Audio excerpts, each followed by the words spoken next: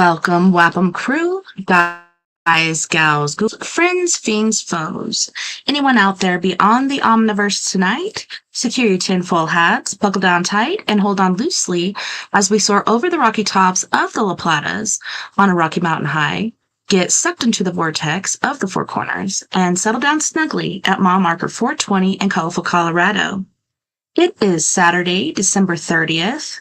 Sunday, December 31st, for those of you across the pond and beyond. Good morning, good noon, and good evening to you, and welcome to We Are Paradox Media's Late Night in the Rockies. I'm your host, TessaTNT, and we are broadcasting live from the Mile High Clubhouse tonight. Sorry, I'm looking back and forth. Lorien is down here, but for some reason,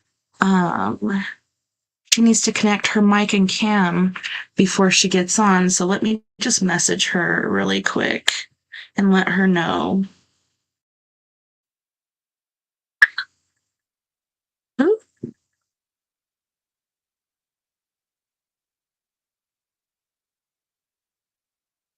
All right. Sorry, I didn't turn off my bitty boomer.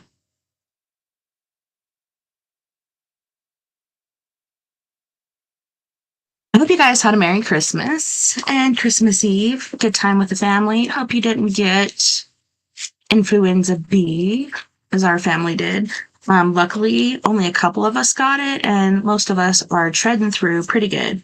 But yeah, hopefully you're safe and healthy from the holidays, and nothing strange has happened thus far.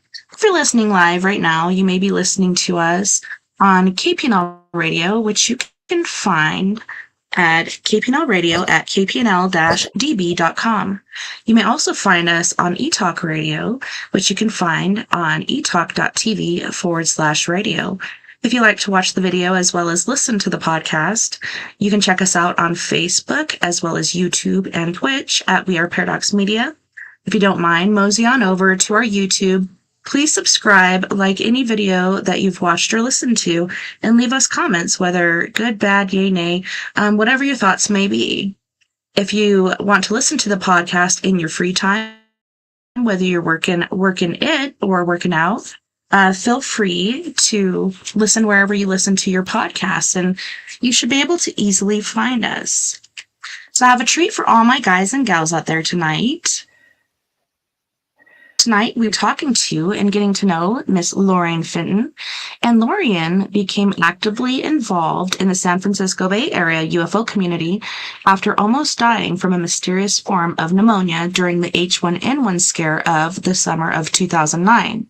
It was that near-death experience that propelled her into doing the work she loves in a community that she has been passionate about for her entire life. Lorien is the MUFON Marin and Sonoma Counties meeting director, holding meetings in Petaluma, California on the first Saturday of the month. Visit www.mufonmarinsonoma.com. Her current occupations include web designer, bookkeeper, marketing and PR person, and conference producer. Lorien's nonprofit, Dance Outre, is the umbrella organization behind Conscious Community Events, which produces UFO CON, held annually in the San Francisco Bay Area. And you can visit the last UFO CON website at UFO CON 2023. So she has produced and co-produced many conferences. And I actually got to go to one of her UFO conferences. I believe it was 2018. And Mr. Dave Scott had invited me, and I didn't get to listen to all the talks, but I did tend the table and make sure nothing walked off, and got to meet a lot of amazing, interesting people. So I'm so glad she does that.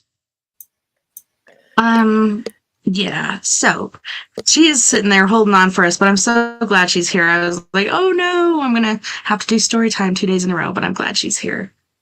She also does the Fenton Perspective on internet radio, and you can catch that Mondays at 5 p.m. Pacific time, 8 p.m. Eastern time on Revolution Radio, Revel.radio. If you haven't guessed by now, she lives in front of a computer, has her ear glued to a phone, has had no children other than her 2 Tellus cats. She sings Moondance by Van Morrison to herself, is slowly becoming a crazy old cat lady, and finally saw her first black triangle UFO on 11/1/2014. She's never been abducted or seen an alien that she can remember. So give me 1 second, Lorien. I'm going to switch a couple things over here really quick. Hey there, Tess. Can you hear me? Hey there, Tess. Can you hear me? Yeah, I can hear you. Let me add you over here. I just had to add your mic really quick. Welcome, Lorien. Hi, it's nice to be with you. I'm getting a major Oh, yes, sorry. Let me mute while you're talking. Go ahead. Okay, I don't want you to have to mute the whole time we're talking. Is there any way we can fix that?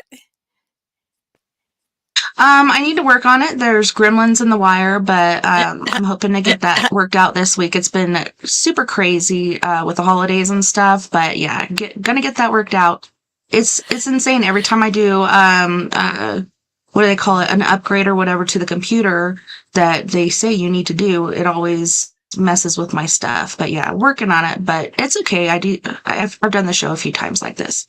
Okay, no problem. That's great. So, I'm so happy to be here, and I'm sorry I'm not on camera, guys. I have been in bed sick with something, and it kind of sounds like what you guys had. It's kind of a cold, the flu, whatever, and I just couldn't get out of my PJs. So you guys have to imagine me with a tinfoil hat on with my pajamas with little UFOs all over them.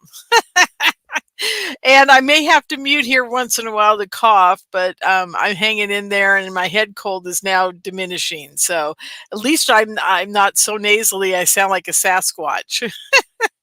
There you go. Yeah, that's funny. Yeah, influenza B, and Kenzie told us on Christmas Eve that she wasn't feeling well. She went to the doctors, and that was after Christmas. She went to the doctors and said it was influenza B. But yeah, we all hung out with her and stuff, and a couple of us got it, so that's been floating around, keeping my fingers, toes, hairs, and eyes crossed that we don't all get it.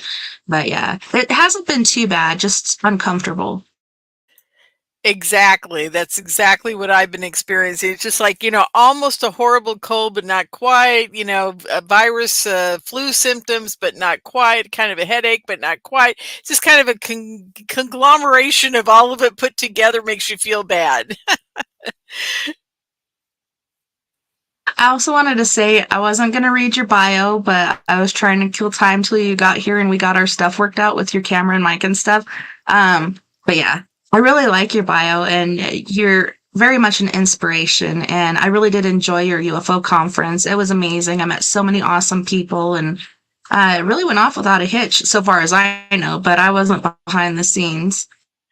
Well, things never go off without a hitch. It's just how well the audience doesn't realize there's disasters floating every 5 minutes.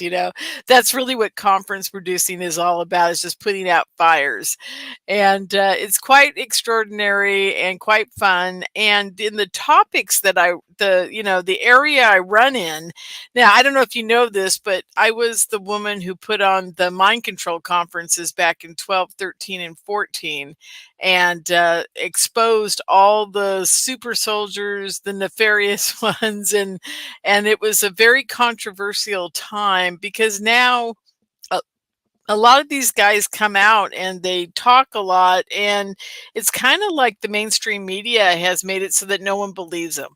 So back when I was doing it, people did believe them, because strange things had been happening to a lot of people most of their lives. And by the time they realized that they were part of a mind control program, or they were part of a super soldier program where they were augmented for, off-world or on-world warfare, and those type of things that do actually go on. I mean, people think I'm crazy, but I know for a fact that this stuff is real. I've seen a big black triangle that I know was ours. I have had verification from some very mainstream scientists and different organizations, which I can't even comment on. And basically, these guys have said, Lorien, you're right on. I can't tell you anymore, but you're right on. This is all real. It's all happening. And the mainstream cabal, or the media, or whoever's running the world, and trust me, these people aren't very friendly or nice, they don't want us to know about the fact that they've got an advanced civilization that they're running right now.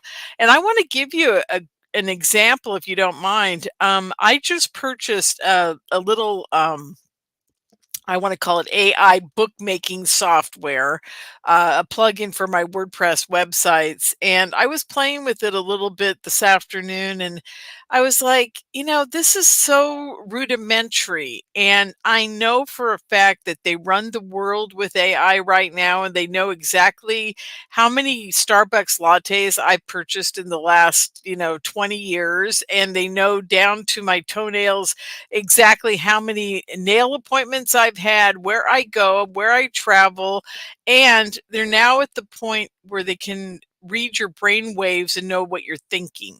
So I kind of look at this AI thing that's popping up this year and last year about how it's going to take over all business and everything. Well, folks, it took over business probably 20 years ago when they started automation with high-end computers that had processors that could handle that kind of information.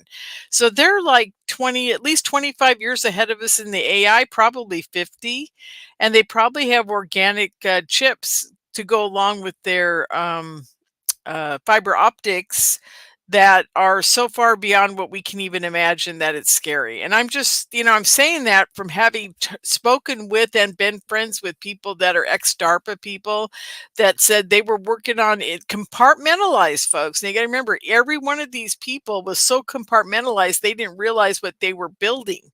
So they're building, things that fly around the solar system, and they don't even know they've made a piece of it. So, and a lot of them did find out later on what they were actually doing. And oh my God, some of them like, gosh, what's his name? I'll think of it in a minute. He wrote a book about the DARPA programs he worked on in the mind control and targeted individual programs that he didn't know what he was working on at the time. And he spoke at several of my conferences. He's written many books on the subject. And during the breaks, I'll look him up and I'll get everybody his information. But amazing guy, absolutely had no idea what he was doing. And he got fired from DARPA the day he went on the Jesse Ventura show. Conspiracy theory on the targeted individual and mind control episode, where he said, yes, I just found out that I created voice to skull communication. I didn't create it, but I created a component that was used in it. And they used it in Iraq during the wars. What they would do is they'd go around and they'd have a big dish, like those satellite dishes like you have on your house for dish TV and what have you, but they'd have big ones that would put out a frequency to all of the soldiers, the opposing soldiers, and what it would say in their heads, it would be talking to them in their head, and it would say, lay down your weapons, trust the Americans, they won't harm you, Allah commands, that kind of thing. And these guys would just, there'd be a truck pulling up, 5 of our guys would get out and surround 200 of them, and they'd all be on their knees, and they'd walk peacefully with them to an internment camp. I mean, this was going on in the 90s. So what I don't understand is why people can't grasp the fact that, technology wise, we're so far ahead of the game. It's crazy. And the Chinese and the Russians and everybody else is way far ahead of the game. And am I talking too much? Did you want to ask me a question? No? Okay. No? Okay. No, but I just wanted to add, I do agree with the AI thing, and there is one, I think her name is Sonia or something like that, that's already running a company, and she works all the time, even when other people are off, and scares me. Like, I won't even use it on my phone. I did try to do, I think a 3 a.m. challenge once a long time ago, and then I think it was 3 days later, I'm walking through my mom's living room, and it turns on, and it said, hello, did you summon me? And I was like, no, bitch, I didn't. And turned it off immediately. But yeah, I won't use it. And it pops up all the time these days, like, for your next creative project, use AI, yada, yada. And then I see in the news, like, somebody actually is being prosecuted because they used AI as part of their defense to come up with these different things. I can't remember his name. I'm so bad with names, but AI is scary and I would not ever use it. I haven't. It's been there for me. Like, it took me a long time to even get a cell phone. But yeah, I'm not going to say I'm not a friend of AI. AI, you are my friend. Please don't destroy me or put me in a zoo, a human zoo. I'm not going to use it. Yeah, it's really disconcerting, and the problem we're going to have is that our money is going to be on an AI system. Everything we do with starting probably in 2025 is going to be AI controlled. All of our apps on our cell phone are the Amazon apps where you go into Whole Foods and buy with the palm of your hand. That's an AI system. It's getting I don't even know how to describe it. I can't get a new Visa card because they want to scan my face for facial recognition now to get new things. And I'm like, I don't want that done. And so I may not be able to get a new Visa card with this whole account that I opened up because they want to scan my face. So I'm trying to think of ways to get around it. I won't say it here on the show, but I have come up with some ideas.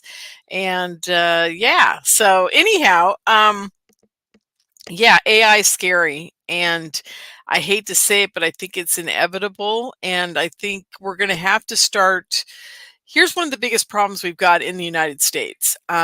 We've got the problem of the fact that our government does not look into the future with their policies. In other words, we don't have anybody that sits around at a big table every day and says, okay, you guys, what's going to happen when this gets laid out? What could happen when this gets laid out? We don't think 20 years into the future like the Europeans do. When they go to their House of Commons in the UK, these guys, when they make proposals, they actually, and this has been going on for hundreds of years with them, is they lay out a proposal and they decide what they're going to do with it. And they talk about what the effects will be going into the future if so and so happens, or if B happens, or if C happens. Like, how is that going to affect our relationship in the future with the Germans, or how is it going to affect trade with China? And how is it going to affect it in 15, 10, 5 years from now? We don't even think, all we think about in the United States government is about what happened and how we can put a Band-Aid on it and make it go away. We don't even think about trying to fix it, let alone think about a way to make it fix permanently and how it's going to affect the future. We don't even do that. We just sit around and talk about how we don't have enough money to do this, we don't have money to do that, and we can't even balance a budget. I mean, it's way out of control. And it was set up to do this because I think, and I hate to say this too, but I think every senator and congressman is complicit with this type of running the world, because most of these guys have run a business.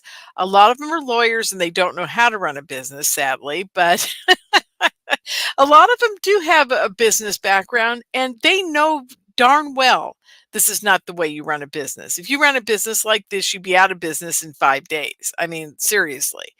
So, I mean, I didn't want to talk politics tonight, but, we're really getting to the point where we kind of have to, even on, podcasts about UFOs and aliens and conspiracy theories, because this is affecting all of our lives. Yeah, and I totally agree. And no worries on that because I talk about stuff like this as well because it's the world around us and it is affecting us whether we're in it or not. Like, we're in it. We're in the stew, whether you're a floater or whatever you're doing. And things are getting super serious. Like Robert was saying too, like the chip in the hand, people are using that already to pay for their goods. And yeah, all of this stuff, like you're saying, is affecting us. And Absolutely. I don't know, Absolutely. you should see China right now, the way that everybody is on the internet, but it's totally controlled and they're being mind warped or mind washed. And it's just really, really scary what's happening everywhere. And even here, like, I love our country. I love where we're at. Like, I wouldn't rather be anywhere else unless I own my own island. But yeah, it's getting scary everywhere. And It's not about us. It's about the politicians, the people that are making tons of money, and the rich. I don't know. Yeah. The worst part for me is the fact that I sit here every day and I know full well that every senator and congressman can do insider trading and it's legal for them. I mean, how does that even exist in our reality? I mean, I sit here and I go, wait a minute, it's illegal for everybody else to do that but them? How did that even happen? That shouldn't even be allowed. It's like saying, okay, everybody else, we're the big guys and we're going to do what we want, and too bad about you. I mean, it's just so bizarre to me that it's legal for them. I mean, I can't even wrap my head around that one little thing. And oh, by the way, the name of the gentleman who wrote all the books that worked for DARPA is Robert Duncan. So if you guys want to find his books, he's written some amazing books about mind control, voice to skull communication, targeted individuals. It is he has 2 or 3 books out and they're absolutely fascinating. They will blow your mind. His name is Robert Duncan. So look him up on, I'm sure they're for sale on Amazon and all places like that. So, yeah, I mean, I'm telling you what our government is getting away with. And, the part that really saddened me, and I think this is where I kind of got very disparaging about the whole thing. And I've been pretty depressed about it since it happened. About 4 or 5 months ago, Ted Cruz was talking to the Senate about sending billions and trillions of dollars over to Ukraine. And he said to the whoever was asking for the money, he said, "Fine, I have no problem sending money to the Ukraine. If we're going to help them, we're going to help them. But I want to know where all that money's going. I want an accounting for that money, like any normal business would ask for, right?" And they said, "Sorry, you don't get to know where the money goes." I'm thinking to myself, how did we get to a position where a sitting senator does not want to pass a bill because they won't tell him where the money's going? I mean, this is like so insane. And what the problem we've got is that everybody sitting around watching their football or whatever during the holiday seasons, they aren't thinking about the fact that this is just a big mind control psyop that they're pulling on them. Sports, Amazon, I mean, all of this stuff, it's all a big mind control program. If you sat back for one day without electricity, which may be a big problem here in the future, people don't get it. I mean, I don't know how these people are going to survive. It's going to turn into Mad Max and it's going to get really ugly really fast. I mean, I have Can I be no idea. Tina Turner now? What was that, dear? I said, can I be Tina Turner? No, I'm just kidding. Oh, that's funny. Thunderdome. Yeah, I remember that. That was cool. Well, I mean, that's what I've been depressed about lately is the fact that all this money is going and we have so many homeless people. I live in California and it's like living in it's just I can't even go to San Francisco. I haven't been to San Francisco to see a ballet or watch a theater production or dance show or anything for probably 8 years now. And 3 years ago, when COVID happened or thereabouts, the homeless were getting bad. And now that COVID's over, it's mind boggling. It's just mind boggling. Where are you living? I live in Southwest Colorado, but yeah, I've watched a lot of videos from different people as far as what's going on there, mostly on Skid Row in California, but everywhere the homeless population is so severe, and I do blame COVID for a lot of that because people couldn't go to work and do certain things that they needed to, so they couldn't pay their mortgages or whatnot, and they're out. I know domestic violence went up, child abuse went up, so many things went up. It was very, very bad, not only physically and monetarily, but mentally, because we're human beings. We're meant to be around other human beings, and our children are really, really suffering. Like the teachers' pay has gone down, and the kids' attitudes and everything is like out of control. And I think this was intentional. man, I just had his name there for a second. Mr. Scientist, who was running everything there for a while as far as COVID went, he knew Oh, months Fauci? before. Oh, Fauci? Yeah, Fauci. He knew months before there was going to be an outbreak. He knew what was going on. Everybody knew what was going on, and everybody, like the bigwigs, had all their thumbs in it. They knew where it came from. They're just trying to buy time and mess with our minds even more. But it's just ridiculous. I think it's totally planned. Not so far as like just killing off the population, but what it's done to us as human beings, and as far as our communities and state and government and everything goes. I totally agree with you on this. I mean, I'm telling you, this thing was planned. It was, I'm going to bring up something that happened to me back in 2009 when I got really sick. They never did figure out. I was in the hospital 17 days. They never did figure out what I actually had. They took all kinds of blood tests. They took all kinds of mucus tests. They did everything, and they didn't know what it was, or at least they never came back to me. They definitively did say it was not H1N1 or whatever it was, that H9 or N9 or whatever it was that was going around. I think you're right. Wasn't it like the swine flu and different things like that flying around at that time? Absolutely. Yeah. Something like that was going on. And they put me in a room all by myself. There were people that came into the ICU. The first 3 days I was there, I was in ICU, and they all wore, like a bubble mask and the whole bit. I mean, they just had no idea what I had, because everybody else that was in ICU, obviously in other rooms, because I was isolated from the get go, they could figure out what it was. Right. With me, they had no idea. So 17 days in a room all by myself in the hospital, which was fine. I kind of slept a lot. But bottom line was, I got over that, and I eventually went on one of my radio shows. During those years, I had 3 and 4 and 5 radio shows going on different networks. And by 2014, I think it was, I was on Veterans Truth Radio Network, which was run by Gene Chip Tatum, ex-CIA operative, and he's got a whole story you guys wouldn't even believe. He was involved in the Iran-Contra affair and the Jonestown massacre, and it goes on about Chip. Anyhow, bottom line, I'm the only woman, and I'm the only non-veteran on his network. And he wanted me on there because I would bring on all these targeted individuals, mind controlled people like, Kathy O'Brien, and just all these people I met over the years. And it was a great show. He used to sit and listen to it, where he never listened to his other shows, he said. So one night I'm on there, and I've got a targeted individual on from Canada that has an extraordinary story. I mean, it's just mind boggling.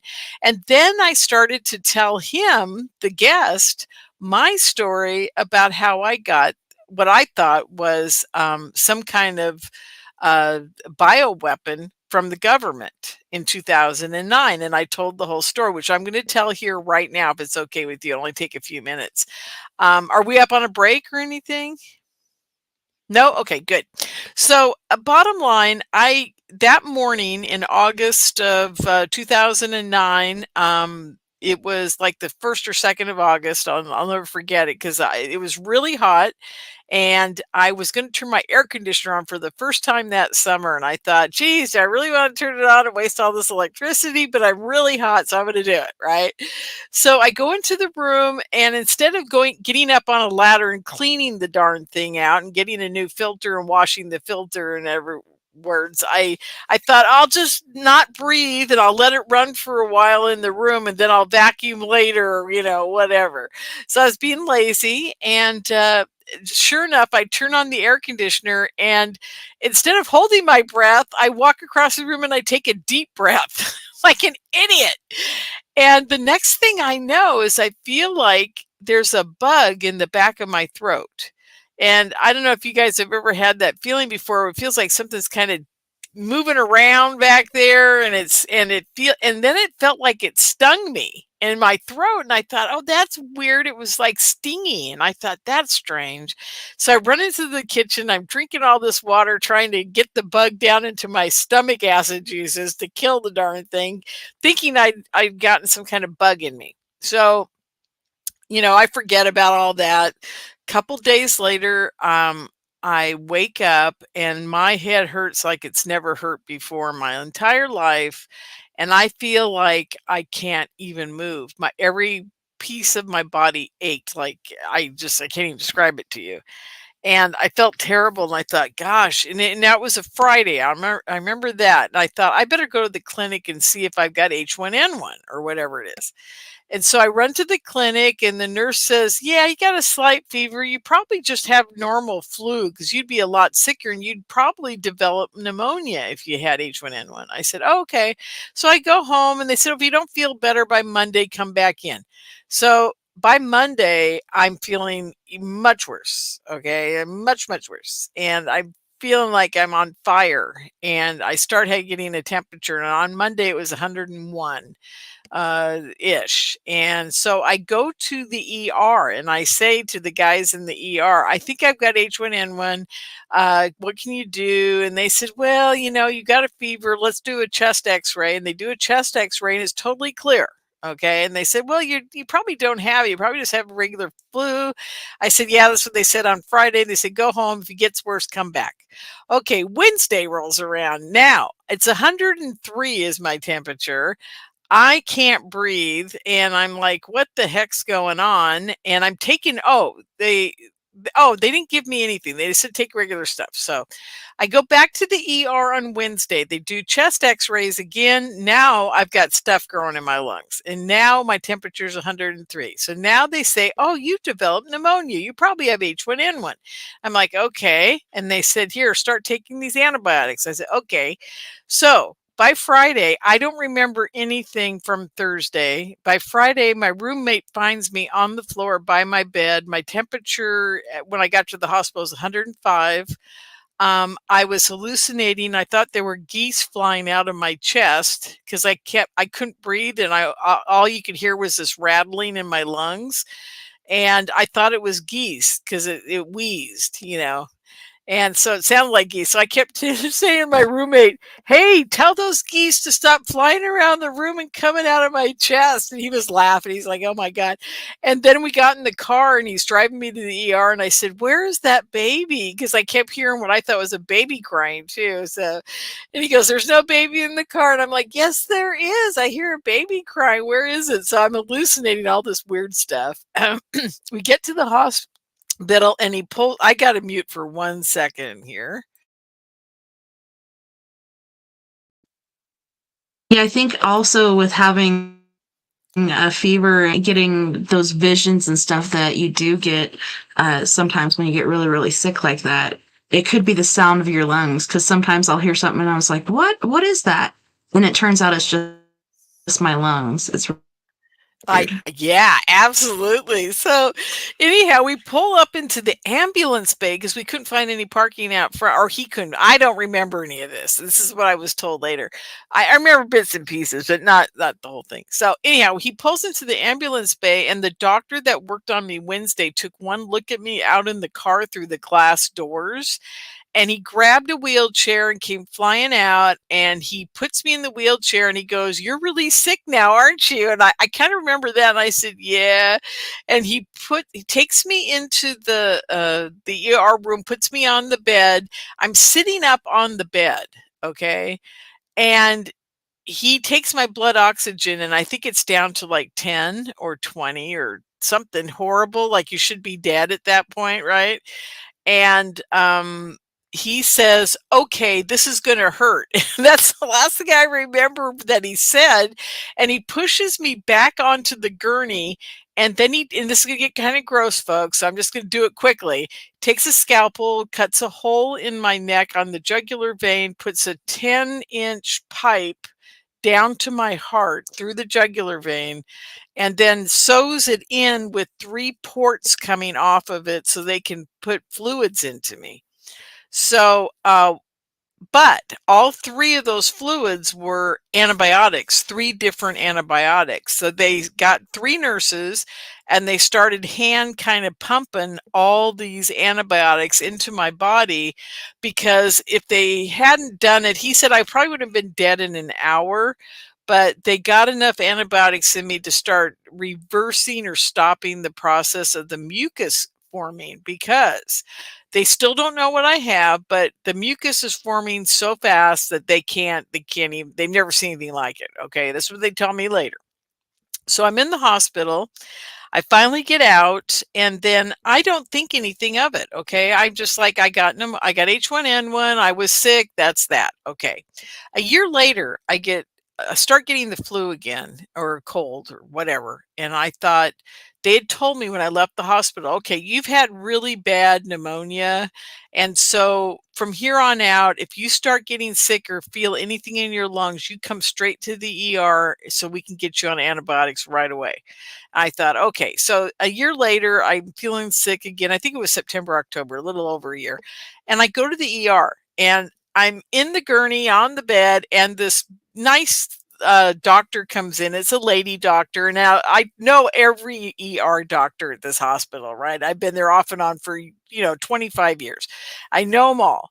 So this lady walks in. I go, "Hi, who are you?" And she goes, "Well, I'm a rotating ER doctor. I'm looking for my home, and I'm doing 3-month stints at 5 different hospitals over the next year and a half ish to figure out which ER I want to do my practice at." And I said, "Oh, that's great." I go, "Where did you come from?" And she goes, "Well, I just got let go from the Army. I was working at Fort Detrick and in for the CDC in the Army, and in virology."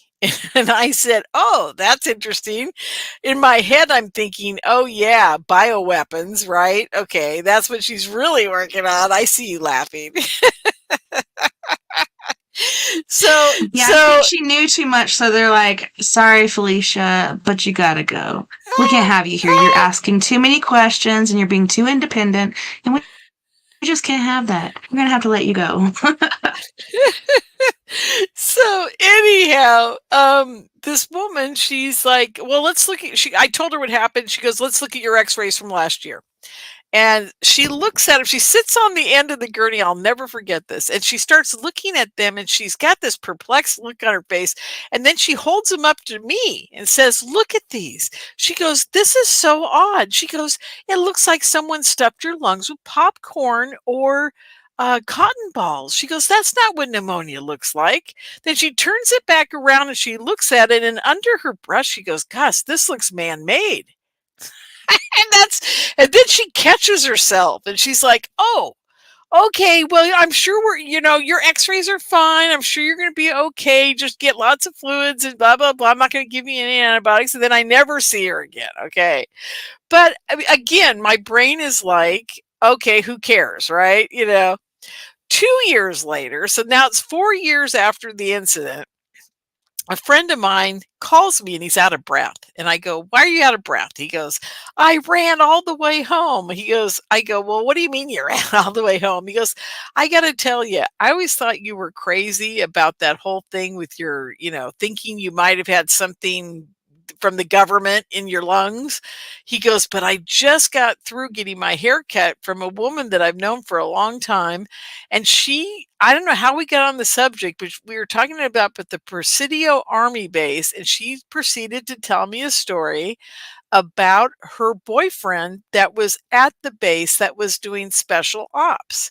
And I said, "Oh, okay, tell me what happened." So he goes, yeah, she was dating this guy who was living in one of these housing trailers at the Presidio. He was on a 6-month or 1-year job, and he was driving around with his partner in overalls with an military HVAC truck that does air conditioning units and repairs them. So she's laying in bed one day, and he left the door open to the bedroom, and he was in the kitchen talking to his partner, and they were getting ready to run off to work. And the guy says, "Well, who are we hitting today?" And the guy says to him, I don't know, there's a group of these old guys that were supposed to do their, apartment complex or something. And he goes, are they vets? He goes, I don't think so. He goes, oh, good. I hate killing vets. And the guy's like, what? So she never saw him again. She packed up everything out of the house that day and left.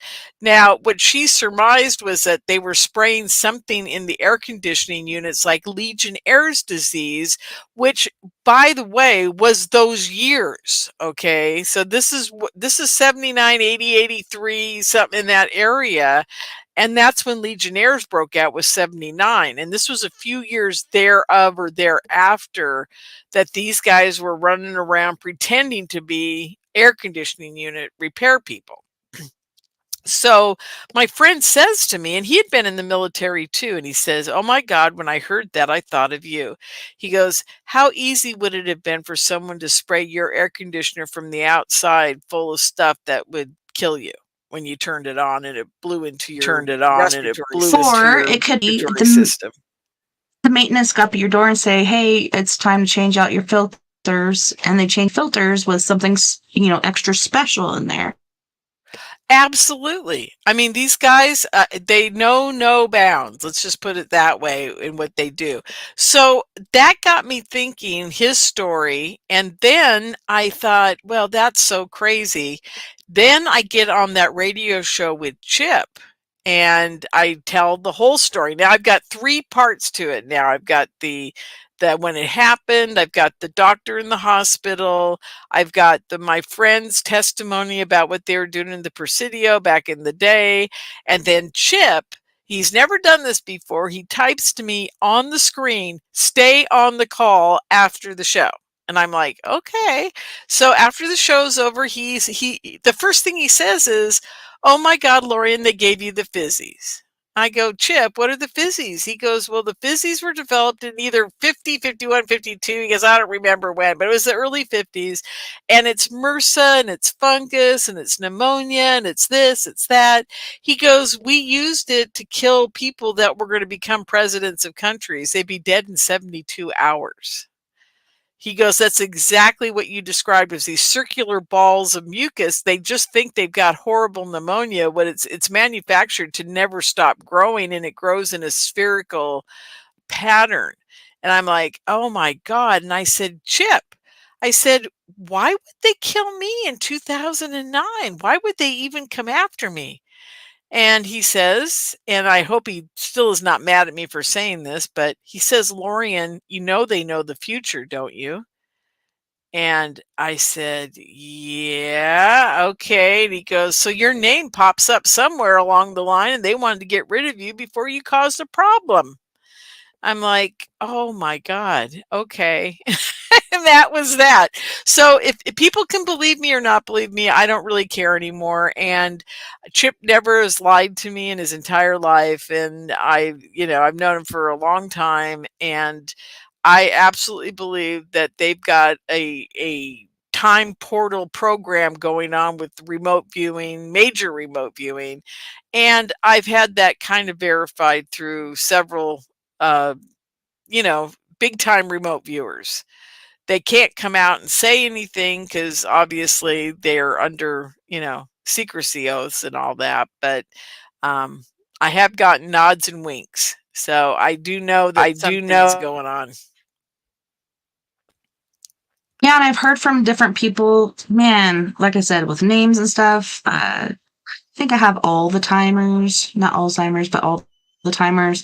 But when they were testing back in the 70s and 80s and such, and taking kids from their parents, or parents were turning them silver to go through these programs to where they can time travel and they can do different things.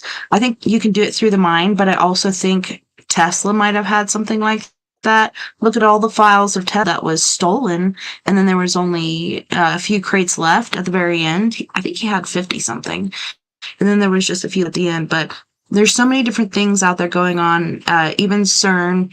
And then I just heard something earlier about the Mandela effect. And somebody came up with something different than I ever heard anybody else say about the Mandela effect. What if they're trying to test how they can change our memories, that therefore they can change our history. So we're going to change these different things that are recent history to you. And that way, when we change the ones that are further away from you, then you won't know because you'll be like, oh, maybe I remembered it incorrectly. But even my husband believed different things as far as like, Luke, I am your father, and different things like that. And then I talked to him about it again. He's like, no, Luke, it is I who am your father, or something like that. And I was like, okay, other dimensional Vern. Like, it's so weird how things are shifting and things like that. And these different diseases are coming out. Like, I got COVID 3 times, 2 times before they even admitted that it was happening. The last time was the hardest. My husband went into a medically induced coma because of it. And like you, he had this weird pneumonia. 3 different kinds, in fact, I think they said. And it was 3 different kinds of antibiotics they were using on him because it was so bad. This bacterial pneumonia, I believe it was. It wasn't viral, it was bacterial or something like that. And they said he had a 7% chance of living. So they were throwing like every sort of antibiotic at him. But this man-made stuff is serious. They're messing with Ebola and other things like that. Like, they have no couth, really. I joined the military, and before I even did, I didn't trust the government. And after I did, I really, really, really don't trust the government. Wow. I didn't know that about you. So you were part of the military. What branch were you in? Marine Corps. Oh, good for you. Semper Fi, man. Semper Fi. Oh my God. My dad was a Marine and I almost got joined too, but he talked me out of it, to be honest with you. He said, he goes, I never want to put anybody through that kind of hell ever. So how did you survive it?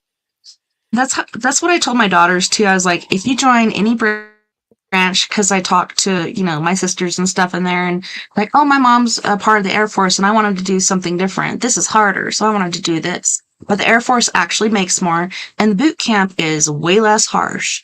So if you can, go to the Air Force, then the Army, then maybe the Navy, then the Marine Corps.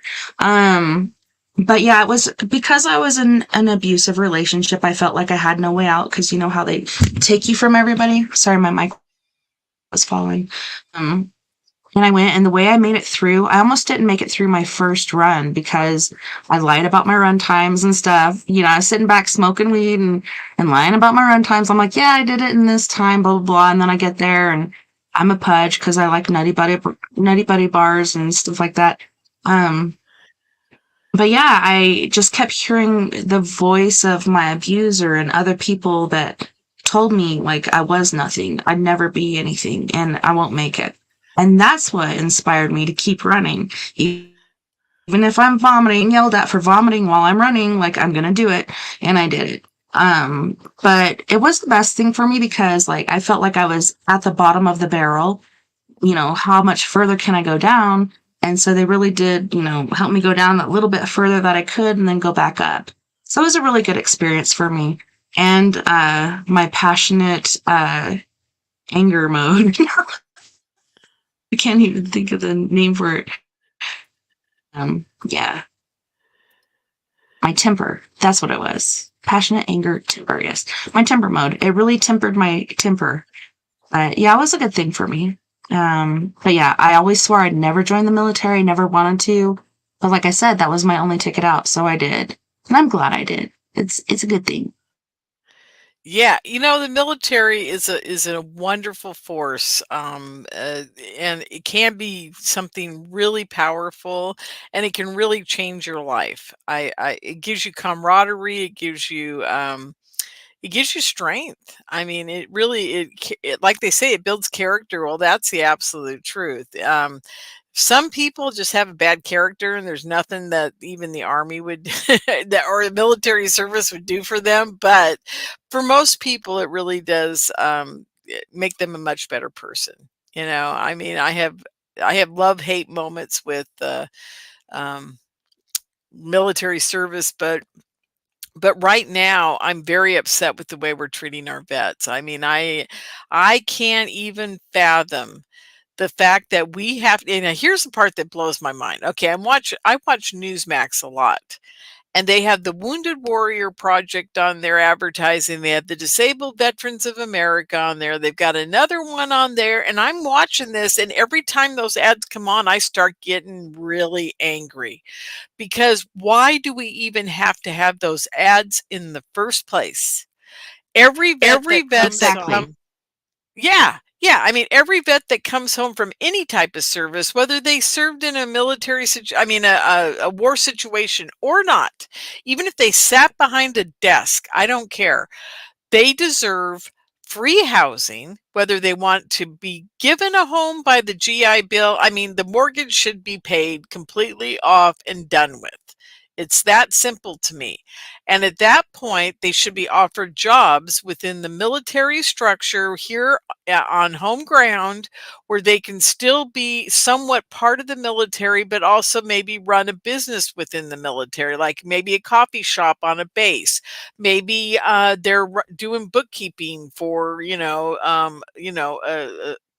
a general's office club. I don't know what they're doing, but they can all work through the military, doing a job for the military, and they get first choice at those jobs, not through a GSA contract or, whatever, because you're, a migrant from Cuba, you get to go on the base and start a business. Jesus, that's got to end. I mean, I'm all for affirmative action in the right areas, in the right places, and right times, but we need to offer all of our military people extensive training on rehabilitation as far as business skills, and we need to give them free, absolutely free homes for their entire family. If they need a 4-bedroom house because they've got 3 kids, you give them a 4-bedroom house, and it's free, and the government pays for it. Jesus, they can give trillions of dollars to Ukraine and not tell us where that money's going, but they can't buy homes for our vets. Jesus, it's disgusting. Yeah, and it's really bad because this has been going on for a long time. Since Vietnam is when it got really, really bad for vets. Before then, it was like World War I, World War II, all honorable. Everybody was respected and everything. Vietnam happened. A lot of vets are disrespected. A lot of vets became homeless and alcoholics and drug addicts, etc., etc. And I think there's a difference between a lot of us. Like, I got a medical honorable discharge, so I didn't have to go to war, but I know so many people that did, that were very mentally affected, aka defected, because I don't know, it became a point where it got so bad that they didn't trust their government so much. Like, we didn't go through all that, but I still don't trust my government. They went through that, and they'd rather be homeless than deal with this because they're not taking care of them. Trump did fix that, as far as like, you don't have to go to a vet hospital anymore. You can go to any doctor or hospital. Thank God for that. Is that still in play? I believe so. So far as I know, I freaking hope so. I hope they didn't change that, because I know like a lot of those things got shot down. But that was a really, really good thing, because people were waiting for months and years just to get seen for things. And people are being misdiagnosed and overdrugged. And I've had a couple friends unalive themselves because they just couldn't handle it. They are put on morphine and different things like that. And then all of a sudden it's taken away and there's nothing to deal with it. What do you think they're going to do? And it's really sad. Like, a lot of our homeless population are vets and people that have gone to war and our military. There has to be, I don't know, even if you're not military, we need to be taken care of. And it just seems like it's getting worse and worse and worse. And no matter what they're saying, like the things I see that are becoming divisive, etc., we could become a communist country. Some people would like that, and they think it would be better. I don't agree. I'd rather not. I'm not Republican or Democratic. I'm more independent or whatever. Like, if it sounds good and this looks good for what our country could have, I agree with it, but it's all over the place because people are making promises they can't keep. I don't know. It's really hard. They, hopefully they are doing better, but like I said, I still go out and give food and stuff like that to the homeless, and a lot of them aren't drug addicts or drunks or anything like that. They're veterans that don't want to go and get help from, government places because they don't trust it. Like, they're afraid of it and they'd rather just do it themselves. But like Sandra's saying over here, vets should come first because they're the ones fighting for our freedoms. And they're the ones that need it the most, especially if you go to war. Like, you're going to have PTSD and different things that are going to tear up your family. You need that help. So yeah, hopefully that thing that Trump did is still going, and people are still being seen the way they need to. But it is a good thing, and it can be a bad thing. It just varies on a very wide scale. Yeah, it's so infuriating for me to watch television anymore when I see this. I mean, I love Newsmax. I mean, they're so much better than Fox now. And hey, look, they're not perfect, but nobody's perfect anymore. You know, what can I say? Everybody's got an issue. You know, I run down the gamut. Yeah, I run the gamut of all the people I listen to, and not one of them is perfect, but at least they're all trying. I got to give Tucker Carlson credit, and Alex Jones, and even Joe Rogan's coming around, you know?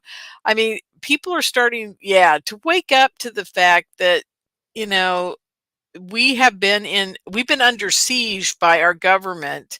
And this whole border issue is really, really, I think it's waking up so many people that our federal military guys are on the border undoing the barriers that the Texas marshals and all the Texas guys are putting up because their state doesn't want all this influx of 15,000 people a day running into Texas.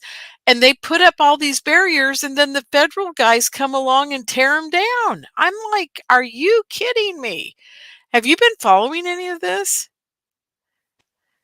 Yes, it's crazy. And I have heard that the numbers have gone down within the last week. And I did hear that Biden was doing something. I don't know. I'm not like digging deep into it, but I saw that barrier they put in the river there. That was messed up, like balls with razors on it. What the heck? But the numbers actually got over 20,000. And to me, that's insane. But the numbers have gone recently. And I think, I didn't agree really. Like, I saw what they were doing, but I don't agree with like sending people that aren't ready to go to colder places. But I think that's what you need to do to have, the North, like New York and other places that aren't around Texas and aren't in the area that we are, to know what we're going through as far as like having all these people come in. I'm saying it's a bad thing, but maybe we should disperse it equally between all states. But now people are getting infuriated and upset. And it's like, now you understand what Texas is talking about.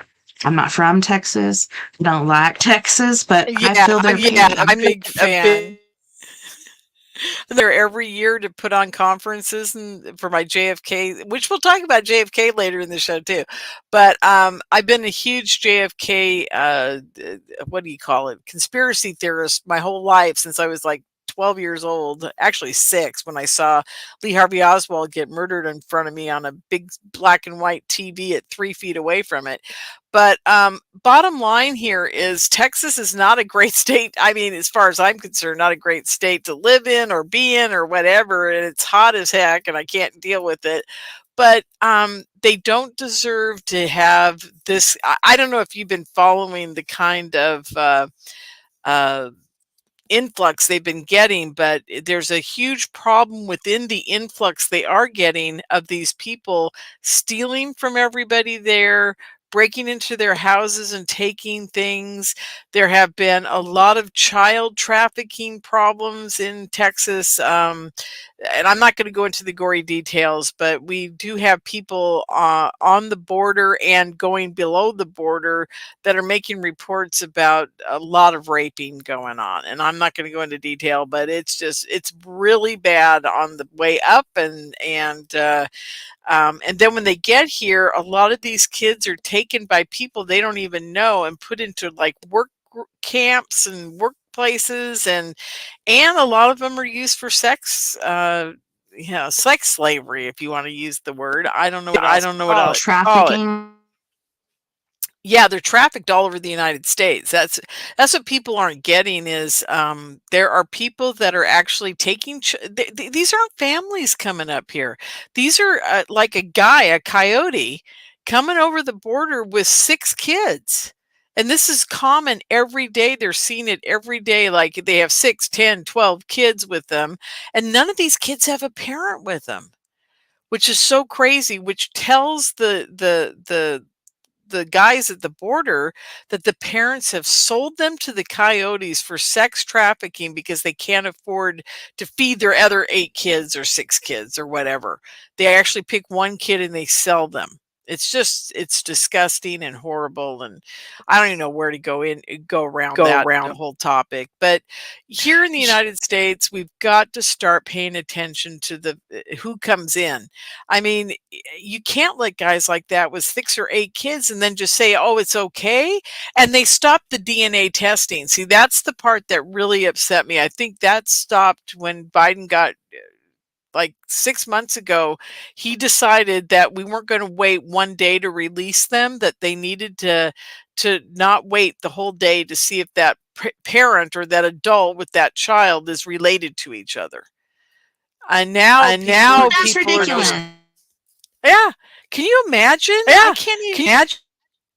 It's Because I know there are coyotes and there are traffickers, people that get paid to take them over, and I don't think it's because these families do genuinely love each other. But yes, there's some sick people out there, just like there's sick people here. I think they're genuinely trusting in this person because maybe they're talking to somebody they know who hands them off to somebody else, and maybe they have another agenda, like you said, trafficking and stuff. But I think like mainly from the parents' heart, it's like, I want my child to get there where my husband is or whatever, because it's better over there. And a lot of families are coming over together too. And there's some horrific stories about that too, trying to get across the river and the child slipping and then the father going after it or whatever. It's really sad. And I've seen, them dumping out the water from their boots and things like that. I'm not saying they shouldn't come over here because we all came from somewhere else.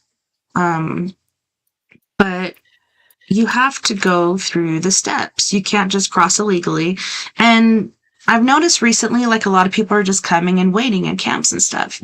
But like you said, they're separated. Why separate the child from its parent? And I think there's dirty people all the way up the line. Maybe there's a guy that works here that knows somebody higher up and higher up and higher up, and they're able to get away with this because they know people. And this is a big thing. I don't know if you know about that movie that came out not too long ago where they were making it uncomfortable for people to be in the theaters and turning up the heat instead of having the AC on, or turning the AC up too high, having the lights on, et cetera, to where people couldn't watch it, and causing just dismay for people to watch this movie. And it's about child sex trafficking. There's a reason for it. There's so many powerful people, whether they be political or movie stars that we love and envy or whatever. There's people all over the place that are into this and they want it and they don't want it to end. I'm really glad that Epstein's list is coming out soon. I wish everybody would come out on that list instead of just the people that did the work to not have their names come out. I think everybody on that list should come out, and then you can tell your story and see if we believe you or not. Otherwise, why hide certain people and allow other people's to come out? I think it's all about money, as it always has been.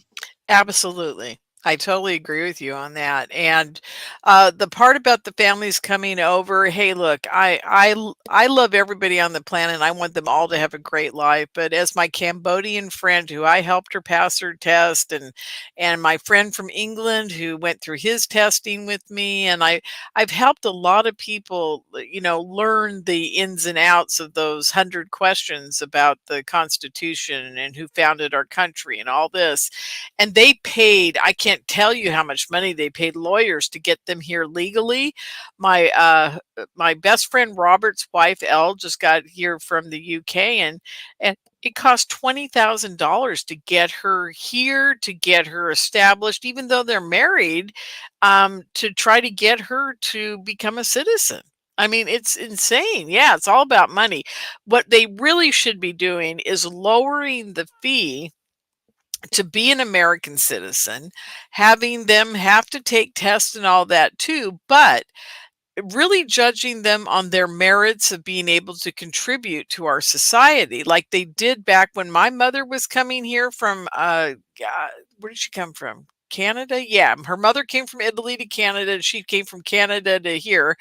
They all were sponsored by somebody, and they'd already had a job lined up for them, or they couldn't come here. And it didn't cost thousands of dollars to come here then. You just had to prove that you had a sponsor that will give you a house to live in and a home and a bedroom and, take care of you, and that you were willing to work, and they had already got you a job, or were in the process of finding you work, or they were helping you get a job. And that was really important back then. Of course, now it's equally as important, but if you don't have the training to have a kind of job that's going to be out and available, which is basically in the near future with AI, it's basically going to be service jobs in the food industry. I mean, I hate to say it, that's probably all that's going to be left, but still, they could put them into a school. Like Wendy's could have a school, McDonald's could have a school. They could all have schools where they train people how to run these restaurants and do things in the restaurant, and that would be part of becoming an American citizen. You could get a green card for a year and then go to school and live here and do all that. And then, and I'm just saying, I'm using that as an example. There are many ways to do this, but I think training coming over would be great. And I think helping them with their rent might be good. I'm not sure about the whole, right now they're giving families $40,000 for a down payment for houses in Florida. Can I get in on that? Like, come on. Can we all get in on that? And that's where people get upset. Like, why are you giving this to people that are just coming in and we can't have this? Because we need it. That's the problem. And see, if they would start thinking ahead of schedule, like I said, and make sure that all the Americans are taken care of first, then we'd have plenty of room and we'd have plenty of time to help people from other countries come here and have a better life. And we'd even train them. Heck, like I said, I would go back to school being a teacher again in the computer industry if I knew that everybody that in my classroom was trying to learn English, number one, and number two, was very interested in computer processing or programming or whatever, and I'd be glad to teach them for a minimal salary. I could care less. I'd be helping out our country in doing so, giving them an education like that, But this is the problem. We don't take care of our own, and it's building a great resentment up against the people that are coming here illegally and not contributing, And, if they're contributing, that's great. I mean, I have no problem with that. And they should get fast tracked to citizenship. If they ran out and got a job immediately, I think they should be fast tracked, because they're contributing. They're helping. Anyhow, there's a lot of jobs like in California and Texas and other places where a lot of these people do desire to work because they know how to pick apples and oranges and do crops and everything like that. So they're taking those jobs. Do you see Americans lining up for those jobs? Don't be mad. I do remember when I was like 16 years old and I was working up in Aspen. I was working with some Latino ladies. They're very lovely people, but they got more rooms and stuff than I did. And then it started to make me think, well, they're getting these more rooms because they're illegal and they're getting paid less than I am. Whatever, like I was still making a good check and stuff. But yeah, you need to make it even and fair. Like we've been here all of our lives. We've been working towards, owning our own house or going to college or whatever. Make it real for us and then allow them to work their way up. Like, don't just give it to them automatically. But at the same time, like, when I was listening to you say these things, I'm like, wow, I feel really petty right now for what I just said, because everybody deserves a chance. But like I said, what about me? Don't be a selfish bitch. Let them have it. But at the same time, like, it should be fair. We've been here. We were born here. Yeah, our government should be taking care of their own first. And I think that's very important. And it's destabilizing our economy, our country, everything. It's destabilizing it by not taking care of us first. They know it's making us angry. They know trust me, these guys have all this planned out 500 years in advance. They want us to be a socialistic country. They don't want borders. They want us all melted into one, and they want to control us on every continent. And it's that simple. I mean, it's real easy to see what they're up to, or this whole border issue would not even have cropped up. Okay, so I mean, we know what they're doing, and you know what's sad about it is all these people from the other countries are the pawns that are being sacrificed, and that's the sad part. It is. It's sick and sad, and that reminded me of another thing. Like, okay, so you were talking about earlier feeling crazy. Well, that's how they've made us feel. Like, we've seen certain things, and we have that still small voice in our heads that say, yes, this is right. Yes, this is wrong, blah, blah, blah. Like, follow your gut. Listen to what you're being fed. Take it out or keep it in. What are you going to do? And, I don't know. Conspiracy theorists. I'm not a conspiracy theorist. I'm a conspiracy factualist because these things are actually happening. And it's been proven time and time again recently, which I'm just like, thank goodness, because it's been a while coming for a lot of things. I don't know. I don't know who's out there that's making the truth revealed, because if they had it their way, we'd never know. But yeah, it's pretty amazing what's coming to light. And I don't know, I just wish people would get out of the gutter as far as being sheeple. Listen to what's going on. Look around you instead of just doing the 9 to 5 pump and grind and not even looking around just like this with your shields up. Look around. See what the heck is going on. Like, it's crazy out here for real. But I think some people couldn't handle it. Just like the whole UFOs and alien conspiracies.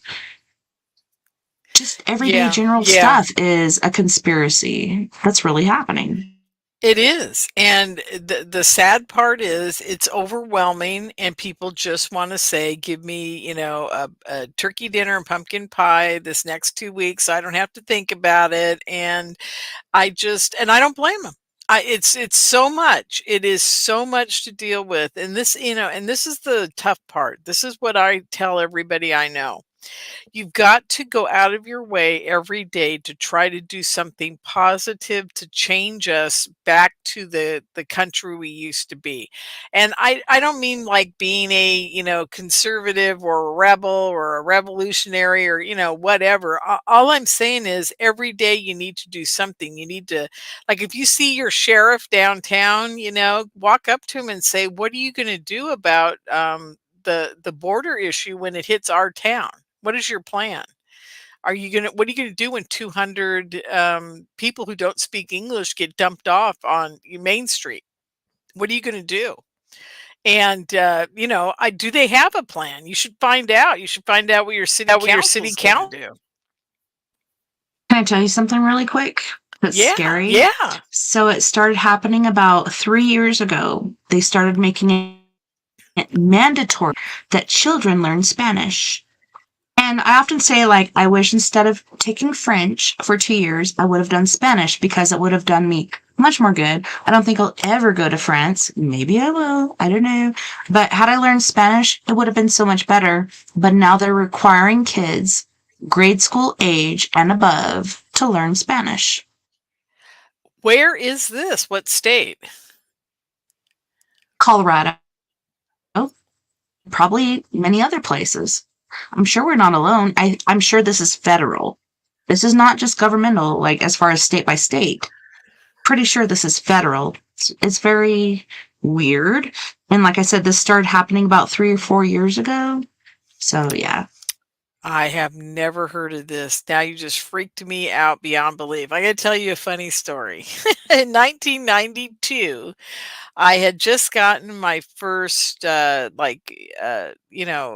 phone that goes on a cradle that battery charges, one of those old phones. And I was with Sprint. I'll never forget. I'm with Sprint. I called them up for some service orientated thing. And they said, this is the first time I'd ever heard this. It said, press 1 for English and 2 for Spanish. And I was like, holy, Espanol. I was like, "Oh my god, this is it. This is the moment everything changes," because our federal government has just said, "We don't care if you learn English or not. You're an American citizen, you're here illegally or legally, whatever, and you get to choose what language we're gonna talk to you in all of our commercial businesses." And I'm thinking, "Oh, this is crazy." When my mother came here, when my great grandmother came here, when everybody came here, finally, they never did learn English properly. They were all speaking Italian at home, but every one of them, when they went out of the house, spoke English. They did everything in English, and they never even wavered to think that they'd be allowed to do it in Italian, you know and it's pretty wild. Pretty darn wild, and I knew at that moment we were in trouble. Not trouble, but I knew, that was the end of the beginning of our sovereignty in a weird way, is that the corporations were now bowing to the English, Spanish standard. So, meow. Yeah. No, I totally agree. Like, when I heard that, I was like, what? You guys have to take Spanish? Like, before it was an elective, and they're like, no, mom, it's mandatory.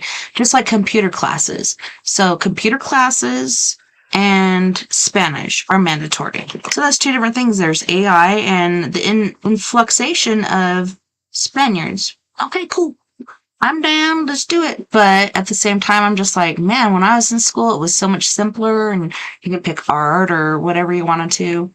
Now it's Spanish and it's in grade school and up.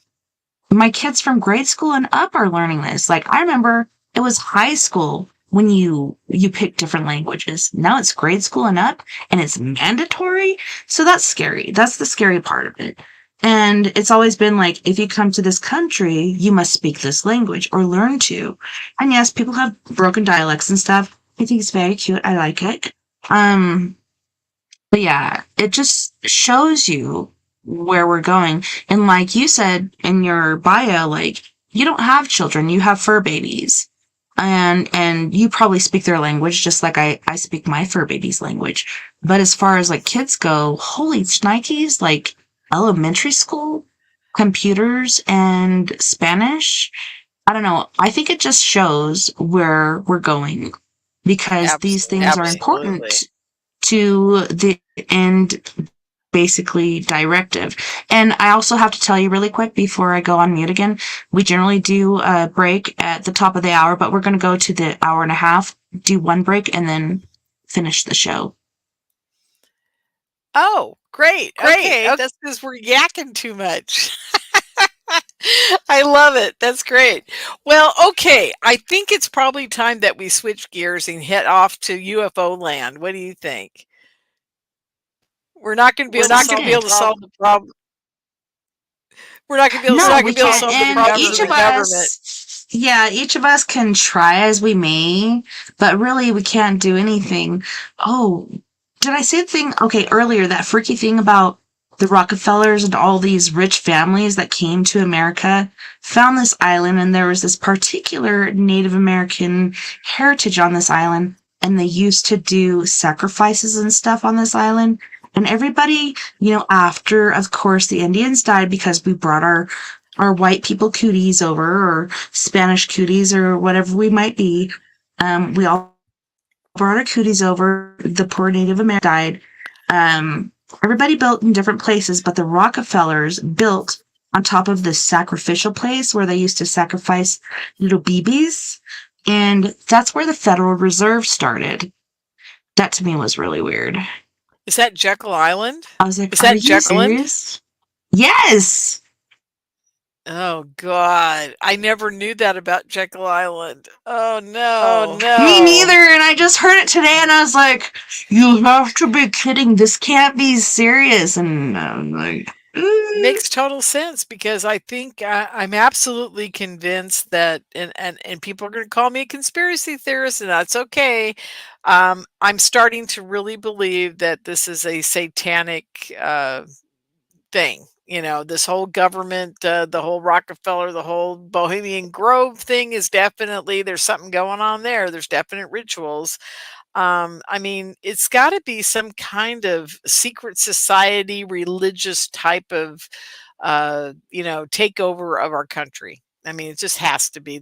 I can't, my brain can't find any other reason or any other purpose to it except for to enrich all these people in the secret society. Or whether they're Satanist or whatever, it's to enrich themselves as a group, and that's it. And we're all going to become slaves to their purpose. And again, like I said, try every day to do one thing and just talk to somebody about it if you could, even if it's your 93-year-old mother, like I did over Christmas break, and she actually listened to me this time because I think she's starting to connect the dots on her.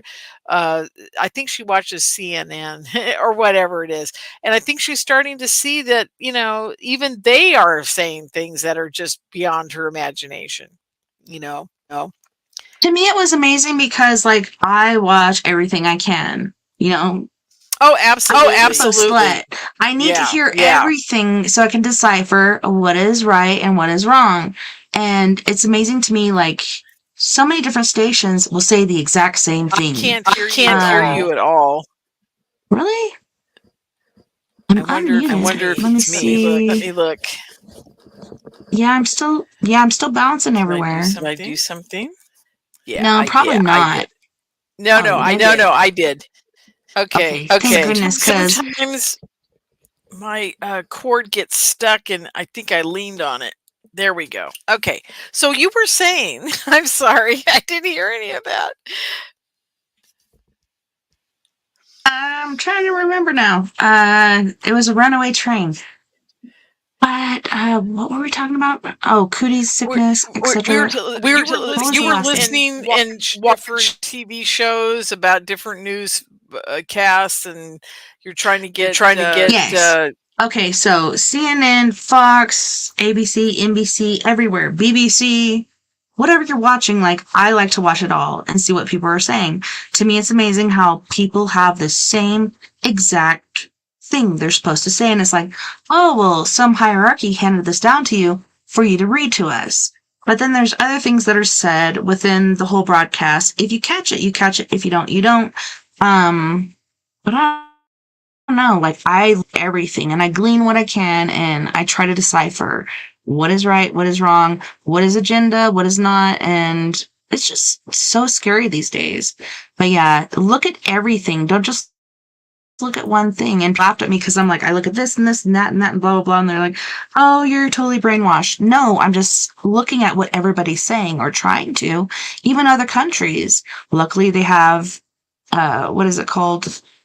Where you can't hear, closed captioned, to where it types up in your language and you can read what they're saying. And you can decide what's going on over there, what's going on over here.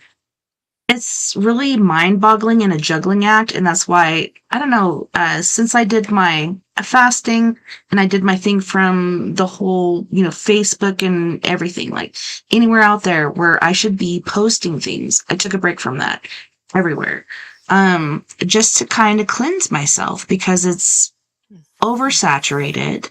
It's really, really crazy, and we need a break, get back to reality, and then jump back in and see, do we feel the same about these things? And I do. But I feel a bit better about my perspective of it. And I kind of feel like we're in a freaking handbasket, and going to a certain place, But I think we can get through it if we work together, and we just need to open our eyes and realize there's a lot of things going on. It's not a conspiracy. This is reality. And they just want to make you think you're crazy when you're really not. All these things are coming true that we've always talked about, where people are like, oh, she's a nutcase or whatever. Like, it's been proven this stuff is true. And the government's been lying to you this whole time because they want to control you. I don't know. It's creepy. It is. It's real scary, and but like I said, if you just keep positive about it, and yes, listen to everybody, watch everybody. I try to watch RT. I even watch a Japanese station. I do watch BBC productions. I subscribe to BBC television. I want to know what the Europeans are talking about, and BBC is usually the top one for that. They have a pretty good track record of of telling you what's going on over there. I may not like their attitude about it, but at least they're there covering, stories like the Paris riots. They just covered that yesterday about all these. Oh my God! They practically burned. Just yesterday? I saw that like a week ago, so it's finally coming through just now. Like, that's crazy. I think I saw it 4 or 5 days. I don't remember when I saw it, but all I know is that when it happened that night on BBC, they were covering it live. They were down in there, with these guys, and I didn't watch TV for a few days because of the holidays. So I think I caught it afterwards when I went back to the channel and looked at their, the past 3 or 4 days, because it happened was it right before Christmas that it happened? That was like right around Christmas. It was like the day before, the day of, and it continued on. Just like the time of peace for Jerusalem on the 7th of that day. That's when it hit the fan and everything went crazy. Like, so it goes through that and then to Christmas, and yeah, things are just coming unhinged, and it's for a reason. People are sick and tired of being controlled, being lied to, having these certain things happen, and now I feel like I'm talking crazy, but it really is happening. Like, it's yeah, absolutely. Well, like I said, we got a break coming up here in a few minutes, but I'm gonna switch gears because I think the people that tuned in were going, "Where's the UFOs?" I'm like, "Yeah, we're talking politics. Coming soon." but yeah. Yeah, it's all connected. That's absolutely it. That's the biggest problem we've got right now, is that people haven't figured that out. And that's what I tell people. Do you remember Jim Mars? Did you ever read any of his books or know about him? I do know about him. Yeah, he was a UFO JFK conspiracy guy. And he and I used to travel around. Every year we'd see each other at Conscious Life Expo, at New Living Expo, at Contact in the Desert, at, whatever. I mean, we did the circuit here on the West Coast. He went East Coast too, but I never do. I don't like going to the East Coast, so I just wouldn't go there unless I have to. I do end up in Virginia and Washington, D.C. for JFK events, but that's about as far east as I go. Anyhow, long story short, we used to sit around and have dinner together at quite a few of these events. And he'd say, "Lorien, you're the only other one I know that understands this." I said, "Understands what?" He goes, "That it's all connected. You can't sit here and write about JFK and talk about conspiracies and know the UFOs are there unless you understand they're all connected. It's all part of the same ball of wax." And people have a tendency to not understand. Oh, and he goes, "Oh, the mind control stuff that you're doing too, the targeted individuals, that's all connected too." And he goes, "The fiat currency, this and all that, it's all connected too." He goes, "It's all part of the same big puzzle. And the puzzle is this." And I'll never forget him saying this to me. He said, "The puzzle ends with this. When it's all built, you're going to find it's a corrupt, evil organization that's running the whole show. And they are in touch with the ETs, and they know what's going on, and we're never going to get to the truth because they keep confabulating stories and concealing the truth." And I said, "You're right, Jim." I said, "That's why we're here. That's why you and I talk to all these people." And he goes, "Yep." He goes, "Thank God you understand this." And then we'd have another drink, and then that'd be that. But it's the truth. Yeah, and then you'd probably say, "Thank God you understand this." Like, hey, we can sit here and talk as culpable people. But on that note, Miss Fenton, we do have to go to our first music break. All right, so on this break we have Miss McCallum Hay with Collapse, Close, Nothing But Blood, Devil You Know, Gravity, Mirror, and then we have Mr. Fred Johnson III. So she's from Ontario, Canada. Fred Johnson III is from Canyon County, California, and he'll be singing Sugar. You guys don't go anywhere. We'll be right back after this music break. And this break is going to be about, I believe, 20 minutes. So we'll see you back there soon.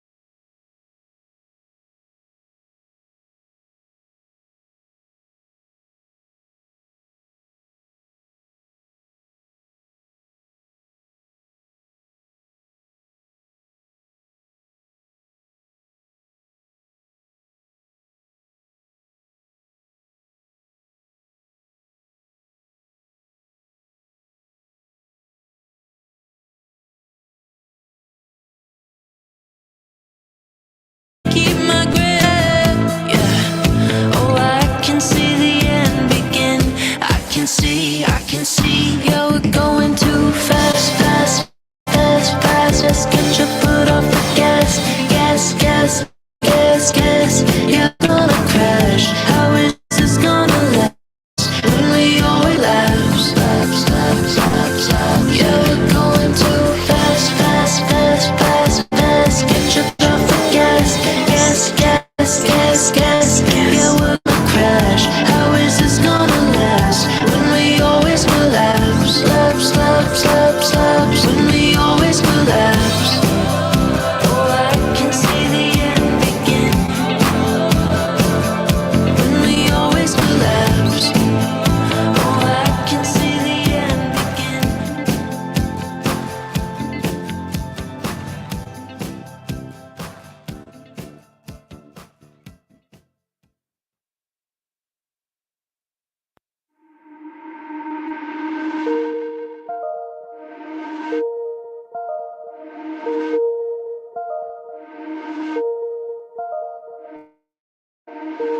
Saw you for the first time in a while, in a while. You seemed so surprised. I worked out a smile, out a smile, out a smile. 'Cause I've grown and I've changed. Yeah, we went separate ways. How come we're both back here? 'Cause you pushed me away, had my life rearranged, but still we're both back here, back here. Close to me, I want you close to me. I can see that you wanted me.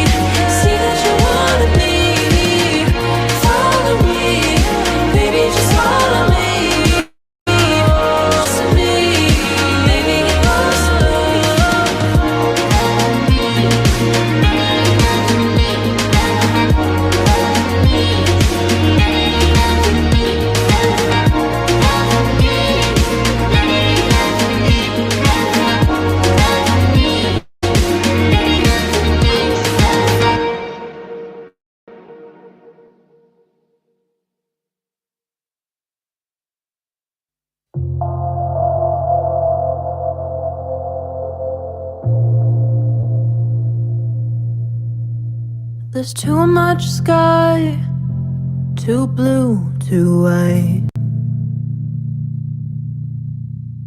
The birds on the wire are singing, but I don't know why. Why aren't the roses hanging their heads? They're standing straight up, blooming instead. Now that we're apart, there's nothing but blood in my heart.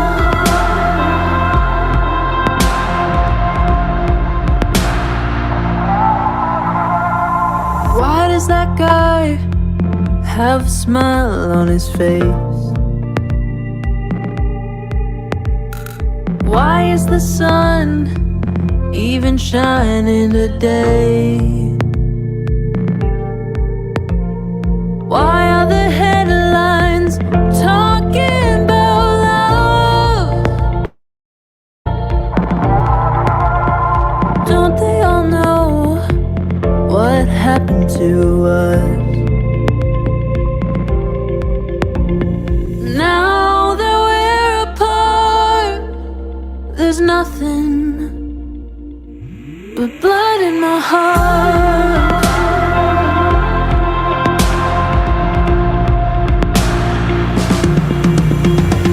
The moon goes up, the sun goes down, the stars light up, the world goes round. Every day, life moves on, it don't stop for anyone. The moon goes up, the sun goes down, the stars light up, the world goes round. Every day, life moves on, it don't stop for anyone.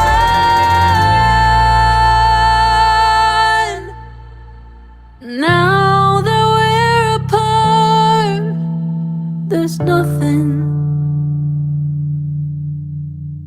Now that we're apart, there's nothing but blood in my heart.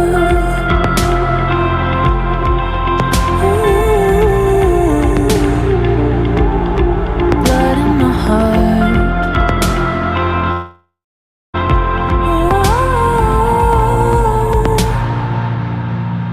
Blood in my heart.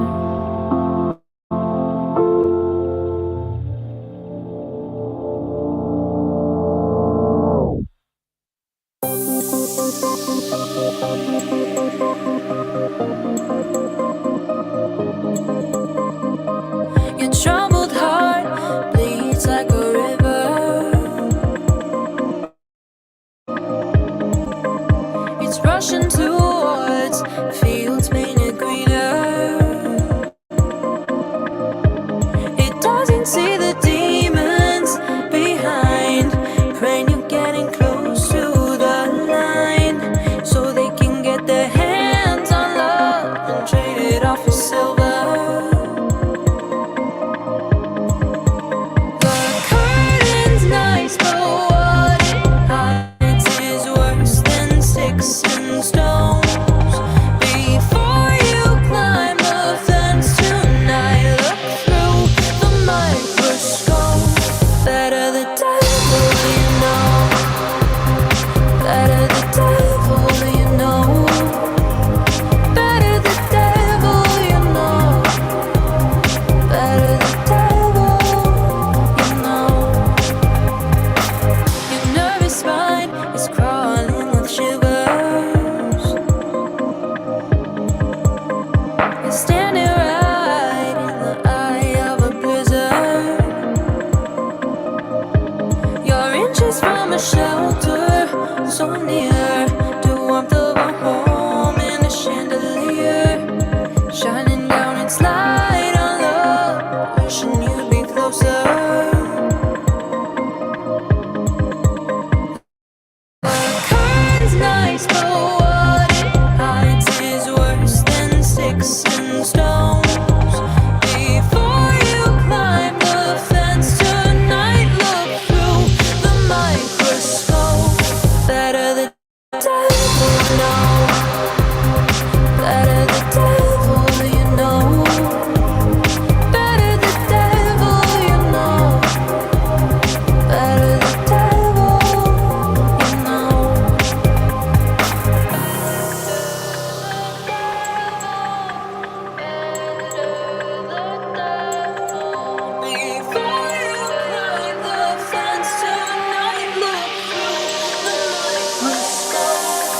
Better the devil, you know.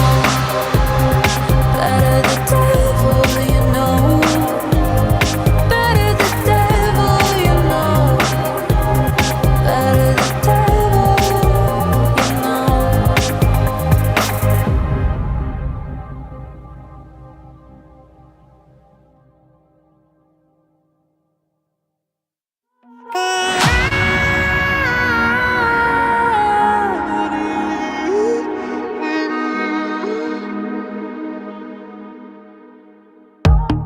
Pull me closer, pull me closer, pull me closer, pull me closer, pull me closer, pull me closer, pull me closer. Signs I leave behind for you to find, hoping that you'll notice. Lights and purple skies were like satellites moving into focus. Into focus. Into focus.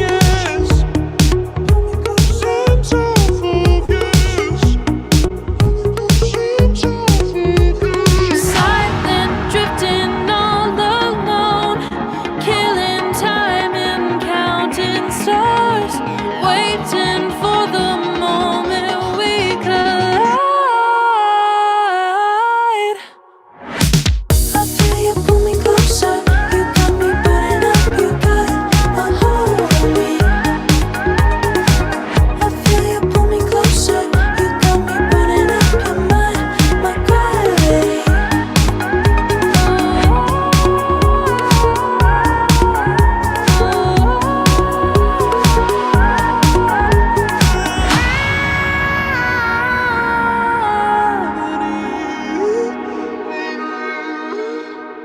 Shining in the dark, reach the spark, search until we find it. We were worlds apart, now connecting hearts. They look up to find us. Look up to find us.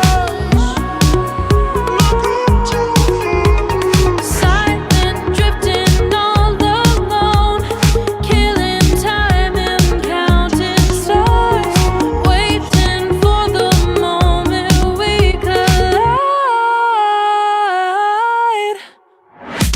I feel you pull me closer, you got me burning up, you got a hold on me. I feel you pull me closer, you got me burning up, your mind, my gravity.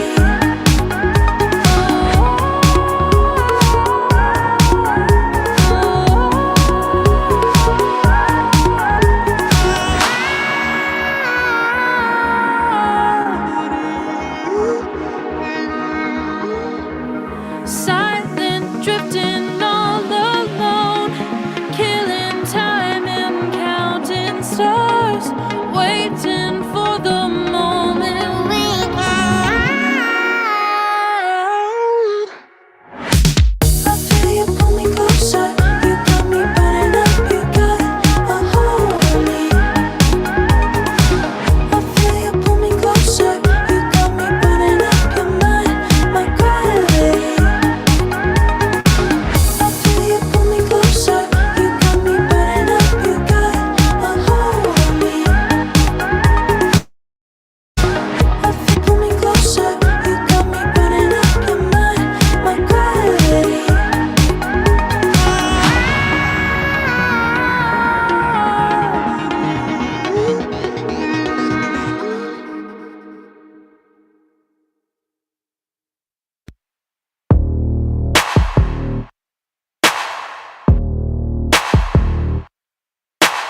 I dove right in, didn't bring a parachute, fell right through, hit the water hard, moving too fast, spiraling out of control, was touch and go, went a little far. You taught me how to turn a blind eye. I showed you how to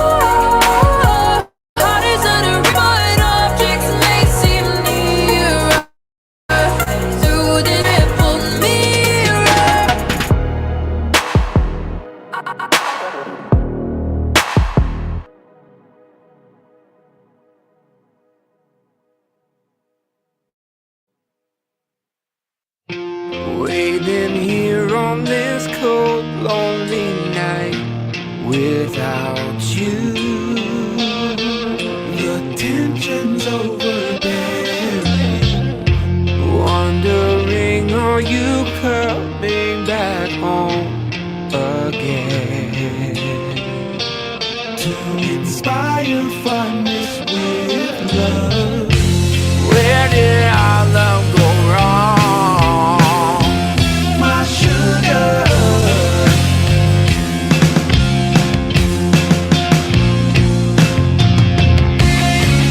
Why did I make you cry?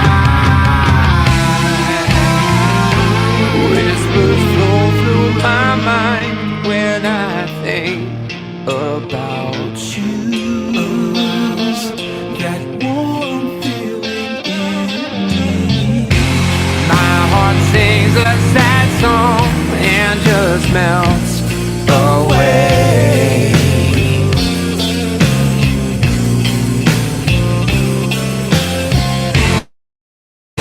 Please into my eyes, my sugar.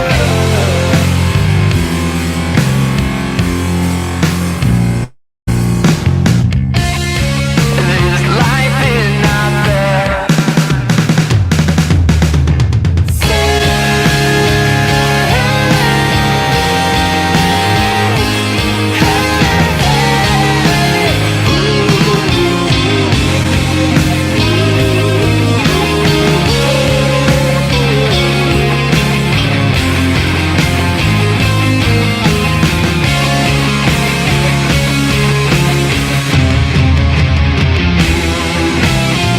Until the sun doesn't shine anymore, I'll be there.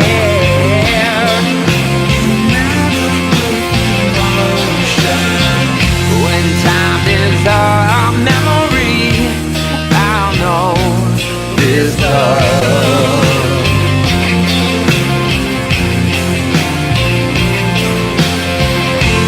You will always be the one, my sugar.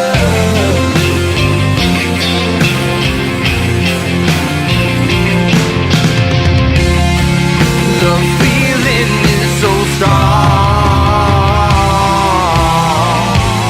Waiting here on this cold, lonely night without you.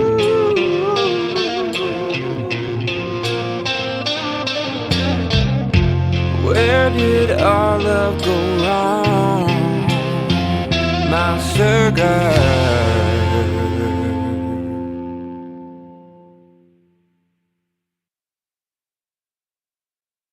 Welcome back, and thank you so much for hanging out with me tonight on We Are Paradox Media's Late Night in the Rockies.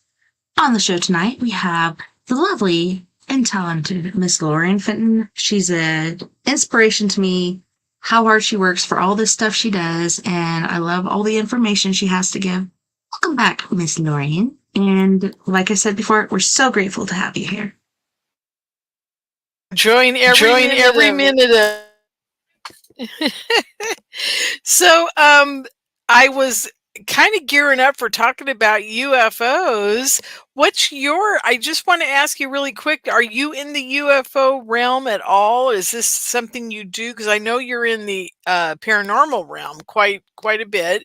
And I see that you've got UFO signs and Sasquatch behind you. And so you've got all your UFO stuff out. So what's your UFO story?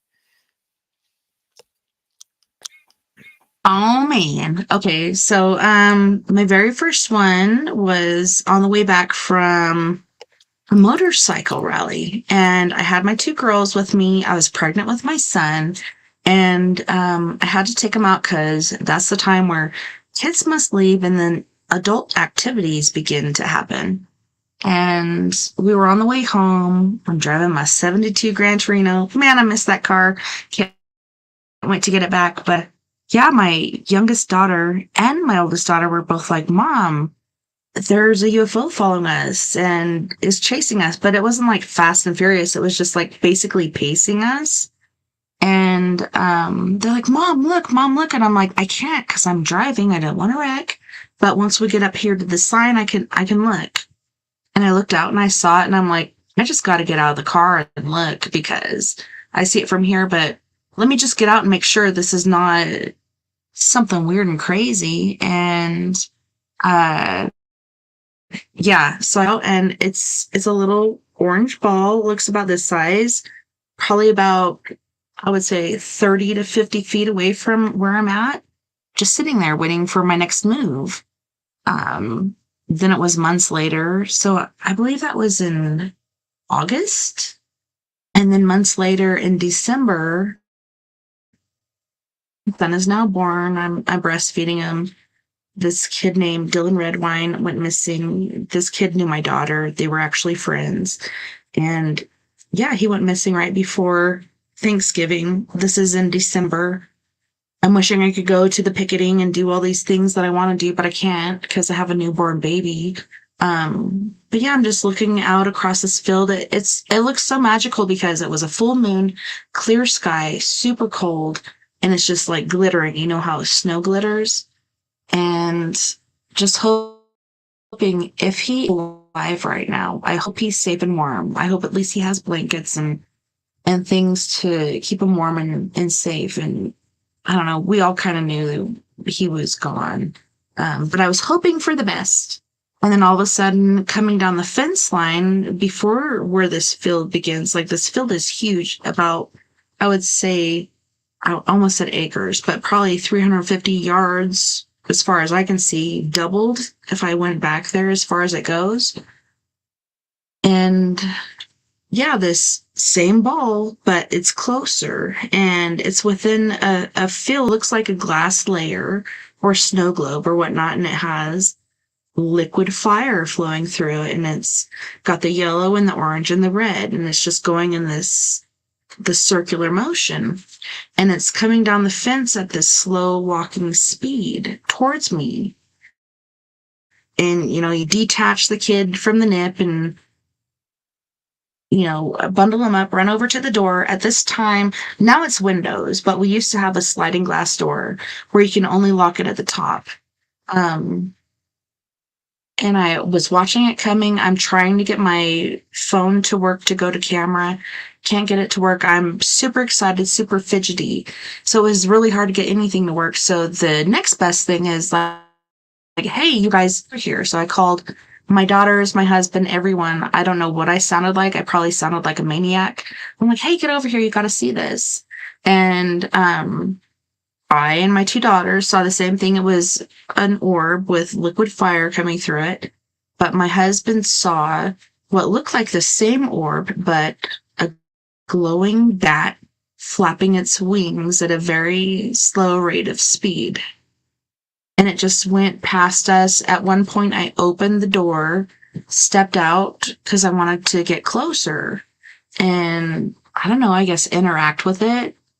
Growing up, I dealt with the paranormal a lot, and my dad always believed in UFOs, but I don't know, just my gut feeling when I stepped out on the porch to go towards it, immediately I thought, I don't know what this thing's intentions are, and I have kids to raise, and I don't want them to go through what I went through, so I stepped back in, closed the door, and yeah, everybody saw it. It kept going until it went behind. We have blue spruces that are probably like 130, 200 years old, and it went behind that, and we couldn't see it anymore, but it was pretty intriguing, and we've had sightings from the front yard. I've got video of my kids. I thought it was a dream.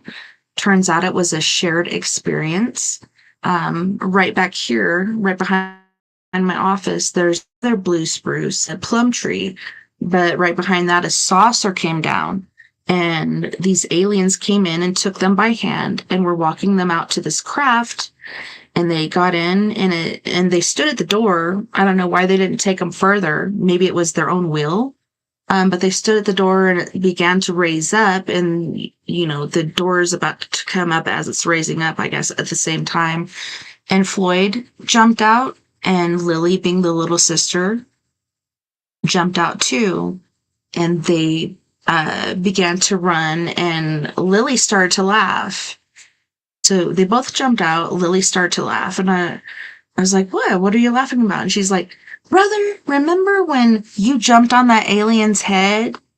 And they both laughed, and then continued to run. And she said, brother, remember when you tripped? And then he came back and said, I didn't trip, you tripped.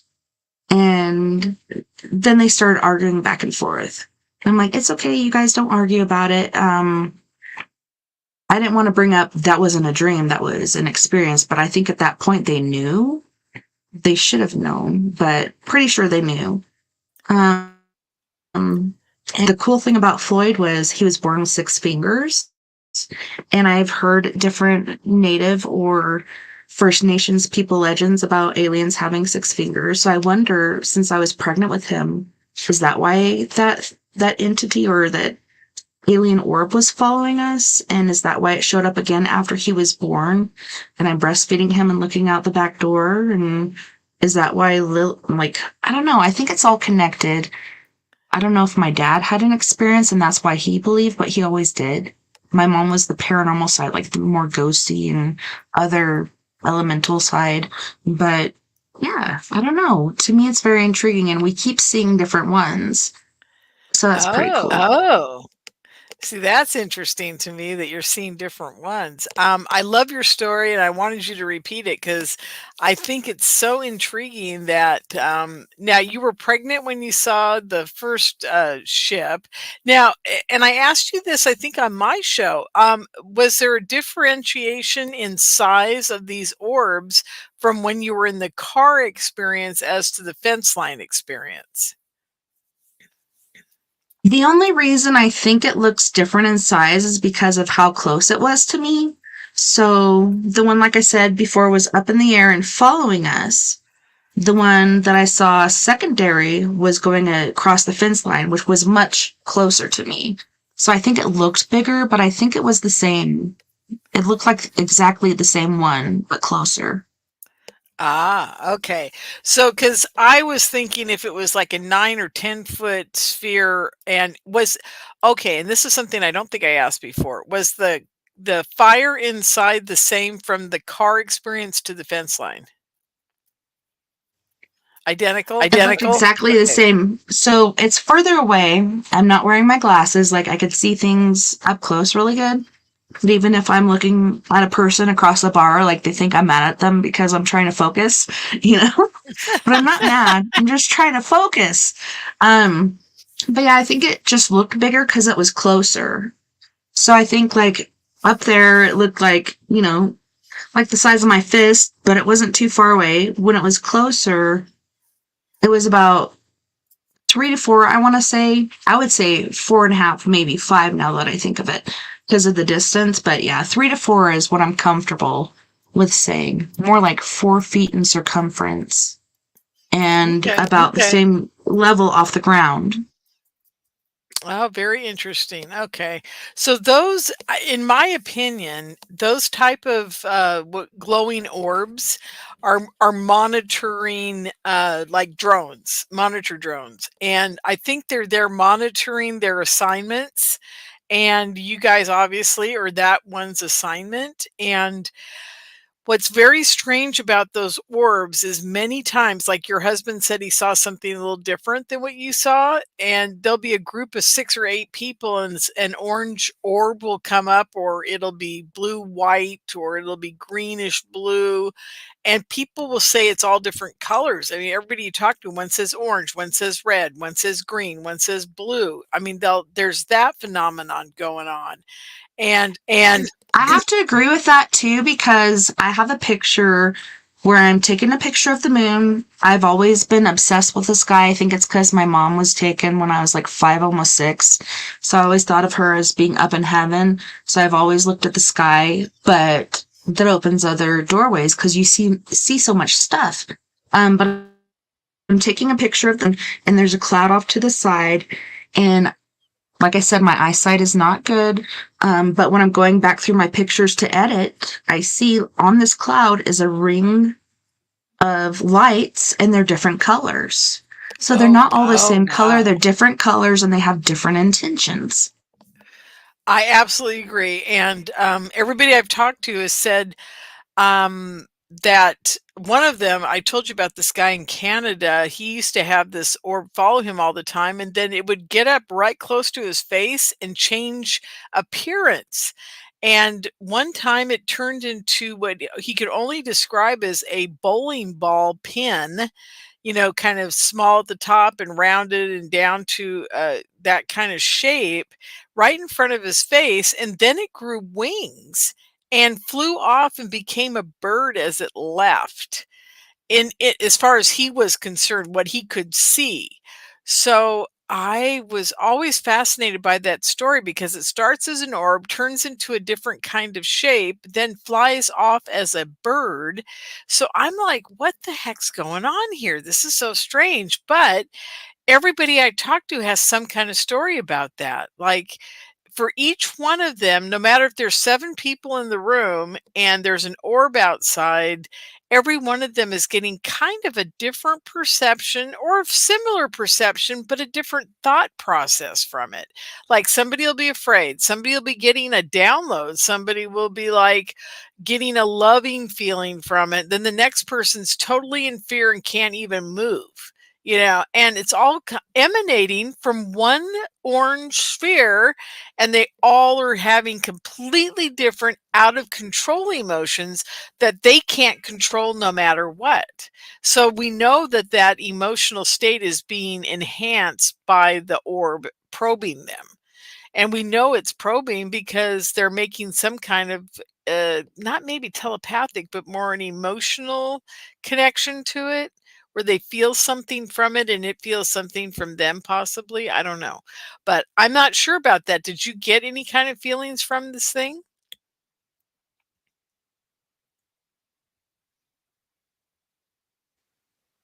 No, not really. And I was just thinking, like, is it the same color? But it is. Like, when it was further away, it looked orange. But when it was closer, I could see the detail of, like, it looked like liquid hot magma. Um, Yellow, orange, and red, the different Yeah. hot colors. Yeah. And so yeah, I think the further away it was orange. But no, I didn't feel like I got a download or anything. And it's interesting because I've always called myself a mutant. So has my sister. Like, we've never fit in. We're not like everybody else. Like, there's something different. And I think it's like you told me before, like, this has been happening for a long time, right?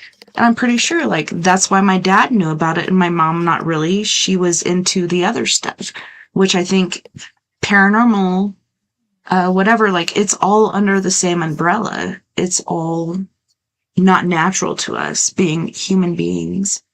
But yeah, it's pretty intriguing. No, I didn't get any thought process. Like, when I stepped out, like, it was just, I don't know what its intentions are. I didn't feel threatened or anything like that, but I just didn't want to take the that's risk. Yeah. I didn't want to take the risk because, like, what if I feel like, because I've made mistakes, like, I'm going to go out here and see this thing and maybe touch it or whatever, or whatnot. But I didn't because I have kids. But my friend Kat, who was my mentor, who ended up dying from cancer, she used to wish all the time, I wish I can meet a green orb, because she heard that green orbs were healing. And she heard of one of her friends meeting a green orb, and they had contact and he was healed from his cancer. And she was like one of the best people I ever knew. And I felt so bad. Like, I would wish for it too. But instead of seeing a green orb, I saw an orange one. Who knows if it would have had the same effect? Could it do different things than it's meant to do? But yeah, that's really sad to me. But I think everything happens for a reason, no matter how good or how bad. And I did see her in the afterlife after she did pass the very same night. And that was very intriguing. But I think it all goes for a reason. I think, I don't know. Yes, I have learned religion. I've learned different things throughout my life. And I do believe that in the end, there's going to be the good army and the bad army. Maybe there's an army of in between, but I don't even know what I was going with this. Well, or I'm where just I was trying going to with I'm this. just trying to figure out if you felt threatened by this thing, or if you just felt nothing, and if you feel nothing and it's just probing you guys to see if you're okay, then that's fine too. I mean, a lot of people have that happen where it's just neutral and not there's no connection. That does happen quite a lot with it's very common for people who are what I call major abductees or contactees, that they see stuff all the time. They grew up with it. Their parents were contactees. Everybody in the family knows about it. It's no big deal. Then when these orbs do come by to check up on you, because that's what they're doing, is they're just gathering the information, whether it be frequencies or DNA or who knows what they're actually looking at us for. Um, that they don't put off any kind of anything. They're there doing their job and then they leave. Very computeristic, very AI actually. And then there are times I've heard where people, like I said, there'll be 7 people in a room, and an orb shows up at the window and everybody's going off in different directions, emotionally, mentally, seeing different things. I mean, it can be crazy. And I'm not sure what that's all about, because you'd think that if it's showing up to a family that are all abductees or contactees or both, then why are they all getting a different thing? You know, I've yet to figure that one out, and it happens a It's probably because lot. they're like on different levels, so they're not on the same wave. But I don't know. I think it depends on the family and the gift and how strong it is. Perhaps they could be on the same wave, but yeah, I think it staggers too. That would make total sense. That would make, extreme sense, especially for the father who was deathly afraid of this thing, and he'd had so many bad experiences. So I think automatically his whole resistance to it maybe probing him or looking at him or whatever it's doing may have just triggered the total fear. That he was always looking for shotguns and guns around the house to blow these things away. He could never get to the gun. How's that for interesting? He's always frozen and he couldn't move it towards any kind of weapon to take this thing out, as if he could anyhow. Right. Yeah, it sounds like you're having a nightmare. You're trying to get to the gun, but no matter what you do, you can't. Exactly. And all the rest of the family would always laugh at him later, because it's like, it's not going to do you any good. So why are you doing it? And I haven't talked to them for a long time, but I wonder if he's finally gotten to the point where he's accepted it and just let it be. Because, at that point, maybe they won't show up as much if he isn't so fearful. Who knows? It's too funny. Well, yeah, and maybe they're putting that into him, or maybe this is a recurring sort of thing to where he knows, like, even if he did have a shotgun, it doesn't help. But different people have different stories. Like, I heard of some guy that had a samurai sword down in Phoenix, or right outside of Phoenix, that said he got a little piece off of an alien. Not sure if that's true or not. Not sure if I even believe this guy. It's like, just with SA victims and stuff, it's like, I believe the victim before I believe the other person, and then I'll do my homework to figure out what's going on. But yeah, I want to believe he had this encounter with these aliens multiple times. He did take his samurai sword and get a little piece off. Like, if you did, wouldn't you send that off somewhere to get it tested? And I think different people have done that with different relics or different things they've gotten from aliens. It's come back as non-human. It's partially human, but not completely, which, stands for another case. I'm looking up Stardust Ranch. That's the guy you're talking about. His name is John Edmund. Yeah. And he is a very interesting character. I was invited to go down there years ago to help these guys dig up the alien body. And I never went because I don't know, for some weird reason, I just couldn't believe it. In one particular photo, here we go, folks. Strange events he's experienced in photos on his Facebook page. In one particular photo, a samurai sword lays in a pool of what appears to be dried blood. The blood allegedly belonged to an alien he says he killed on March 13th, 2018. I was invited to go there in 2017. I was invited to go there in 2018. And I didn't go, like I said. He says he has slain over a dozen extraterrestrials on his property. I'm sorry. I have never heard of anybody. One, and that was epic, but over 12? Yeah, I don't know. I've got other friends that have killed gray aliens on the ship. I know of that, and I know they're not lying because they were immediately ejected off of the ship, and they're lucky they got away with their lives. One of them woke up on the table while they were doing their thing to him, and he came out of it, and all the little grays started scurrying around and running, and he grabbed one, and he literally pulled its head off and pulled the arm off, and then he threw what he had kind of like on the ground into what he said would have been a corner, but it was round, so it wasn't a corner, it was just off to the side. And he said it broke off very easily, and that he realized that the gray is made of an exoskeleton like a spider. It's got a hard kind of outer shell and muscle inside, whereas we have a bone inside with the muscle on the outside. And he said it was very intriguing because he was able to snap it easily. And he's a 6'3" guy, and he's huge. So, I mean, I'm sure it was very easy for him. And yeah, he killed one. And I had another friend who did the same thing. He woke up during the whatever they were doing, and he grabbed one and he pulled its arm off. And then he, I think he punched, I hate to say it, I think he punched its face in. So, I'm laughing, but it's kind of horrific. I mean, not that they're human or anything, but just weird that my friends have come out of it and realize that they've killed gray aliens. And again, he said the same thing. He said it was kind of like the arm was, it broke off like a crab leg, is how he described it.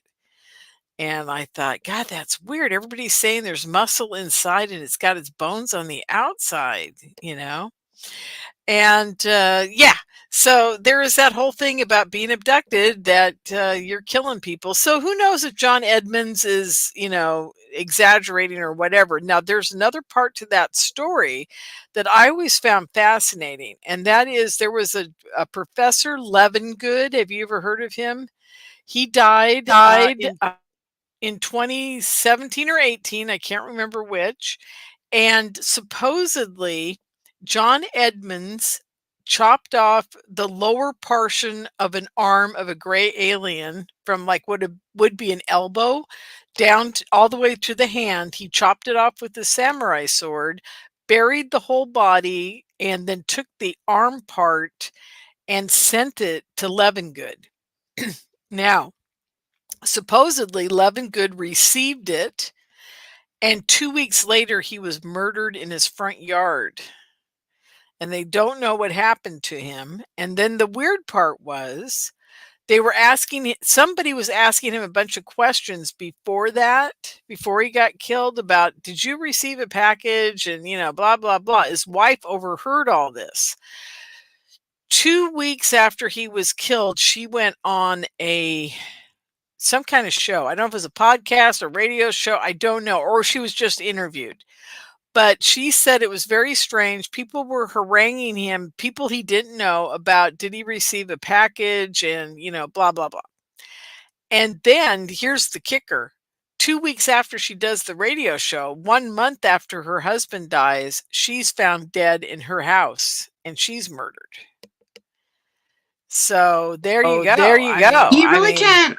You can't make this stuff up, and it happens all the time. People with knowledge will be reduced. And that goes back to, like you were saying, you did a thing on JFK. JFK knew a lot of things. Yes, he did some things with Maryland. Yes, there's things like that. But I don't think that was it. I think it was more than that. I think knowledge he had beyond, that other thing that he was talking about.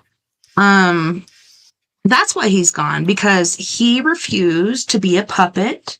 They're like, no, you got to say this. You can't say this. And he's like, nah, I'm going to say this because this is what's happening. And then they're like, sorry, JFK. Sorry, Bobby. Sorry, everybody in that circle. You guys are gone. Yeah, no, absolutely. The thing about JFK, if we're going to touch upon that for a moment, is I had a very good friend named John. Oh gosh, I can't think of his name right now. It'll come to me. John's on my radio show talking. He's J3 Productions, and they just done a bunch of UFO movies. And he's on my show talking about his UFO movies. And we hang up the show, and I say, "Hey, thanks for being on." Jack Roth, that's his name, Jack Roth. And I say, "Jack, thanks for being on the show." And he goes, "Well, I heard you mentioning something about JFK at the top of the show." He goes, "Yeah, I'm really into JFK." And he goes, "Let me ask you a question." And I said, "What's that?" He goes, "Who killed him?" And I said, "Jack," I said, "that's not the question you got to be asking. The question is, who didn't kill him?" And he goes, yeah. So then I got Jack really thinking about it, and he wrote a great best-selling book on the JFK, the aftermath of JFK. And I wrote one of the chapters. It's all about the people involved in the JFK assassination and what their study of it, and how they feel about it now that it's been 60 or 50, I think it was 55 or 57 years at that point. Yeah, the anniversary just passed. Yeah, I was in Dallas for that. I was at the grassy knoll and I spoke about Lee Harvey Oswald, and there were TV trucks, and there were 500 people there, and it was quite emotional for me, I got to say. I've been going there at 12 noon, and then at 12:30 we have a moment of a second of silence for every year. So this year was a full minute, which was really depressing, actually, for everybody there. And Beverly Oliver usually sings, and she's the babushka lady in the photographs. And the surviving witnesses, like Mary Mormon, comes out, and Roger Craig's son, the police officer that was on the motorcycle, he comes out. And all of us that are left, I mean, I wasn't in Dallas when it happened, but I've been studying it since I was, like I said, 12 or 13 years old. I got my first book by Mark Lane's.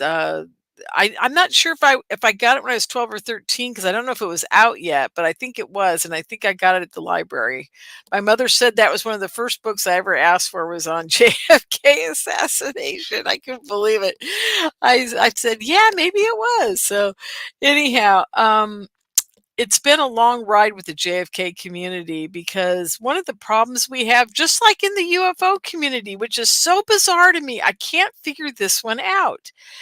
We have three conferences going on at the same time in Dallas for no apparent reason except for they all don't like each other. What is with that? Yeah, let's all collude. It's all about ego. So that's the only reason we're not doing this huge ass conference that could be epic. We just I'm better than you. You're better, whatever. Like, everybody's better than everybody else. Like, just get together and do it. Funny, because you were talking about JFK and stuff. My dad asked me once, who's your favorite president? And I said JFK, and he's like, he wasn't even alive when you were alive. And I'm like, that was my favorite president. He didn't understand it, but I just had that love for him.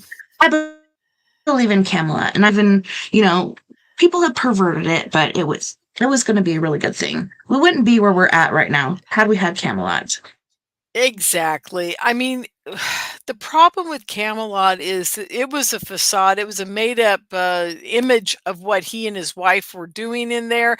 And honestly, I loved it because at the heart of the matter, they were really working on their marriage. People don't know that when he died, she had just lost her third kid, I think, third or fourth.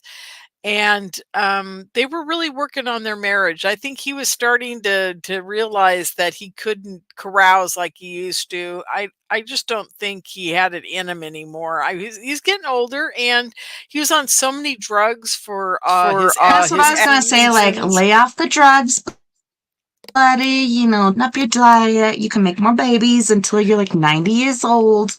But no, he was too stressed out and on too many things. But I still love him.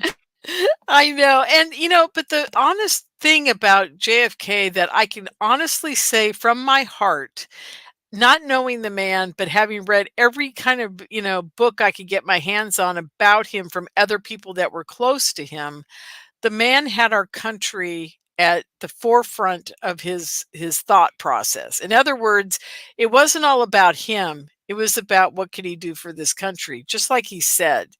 And he really believed in that. And he knew his time was up. I mean, he knew his time was numbered ever since the PT accident, which, by the way, was his fault. He's the one who drove him into those waters. He wasn't supposed to. He was being a cowboy. He was being a cowboy and going against orders and got all those guys killed. And they were supposed to go a different direction. He's like, nah, let's go this way. And they did. Yeah. And he should have gotten court-martialed for it, but because he saved the surviving guys and got them back to base, they actually accommodated him for it, even though he went against what he was told to do. So to make up for that, here's something most people don't know, is that right after he got back into his camp, back into with his group or his unit or whatever it was, he was in the hospital for approximately 4 months, I think it was. But he got to go back to his unit, and they weren't going to use him for much of anything because he was pretty racked up. But they had another mission similar to the PT mission coming up, and they got everybody in the room, his best friend Red and a couple other guys, and they all said, okay, who's going to volunteer to do this mission, because it's probably a suicide mission. And every one of them raised their hand, but he said, nope, put all your hands down. And he walked to the front of the room and said, I am going to do this mission because I don't have any kids. I don't have a wife. I'm already injured. And it makes more sense for me to go than anybody else. And he did it. He did another mission like that. This time he obeyed orders, and he actually fulfilled the mission and got the message through to this island that they needed to get something to. Anyhow, long story short, he succeeded. And I think that in his unit's eyes, that exonerated him from doing the stupid things he did, the stupid choice he made before, and hurting his fellow guys and some of them getting killed. So no, he did. I think the decisions he made, I think he did good, because had he made different decisions, I think more people would have died. But he was doing that thing that's called follow your gut. Even if you're going against orders, which has happened to me too, and I've gotten in trouble for it, you have to follow your gut, because, I don't know. To me, that'll lead you true, but...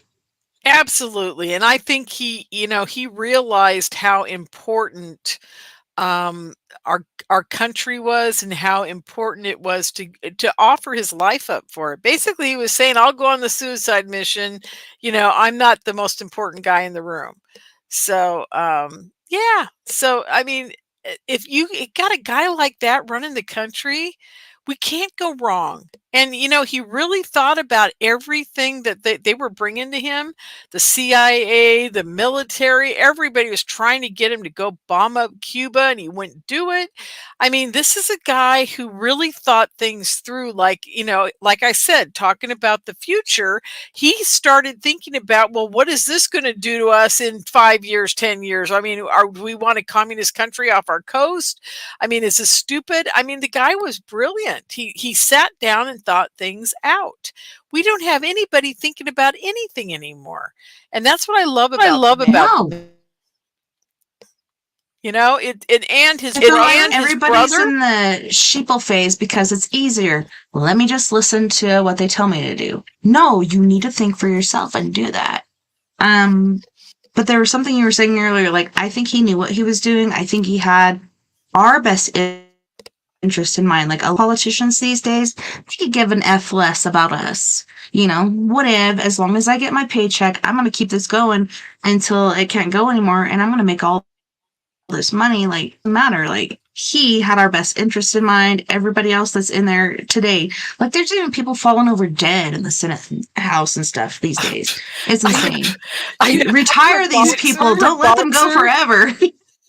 Yeah, Barbara Boxer just killed me. I mean, she's literally there an hour before she dies, and she's like voting, and I'm thinking, and they're telling her how to vote, and I'm thinking, Jesus, how did we get to a point where this is even allowed? She didn't even know what to say. They had to tell her what to say.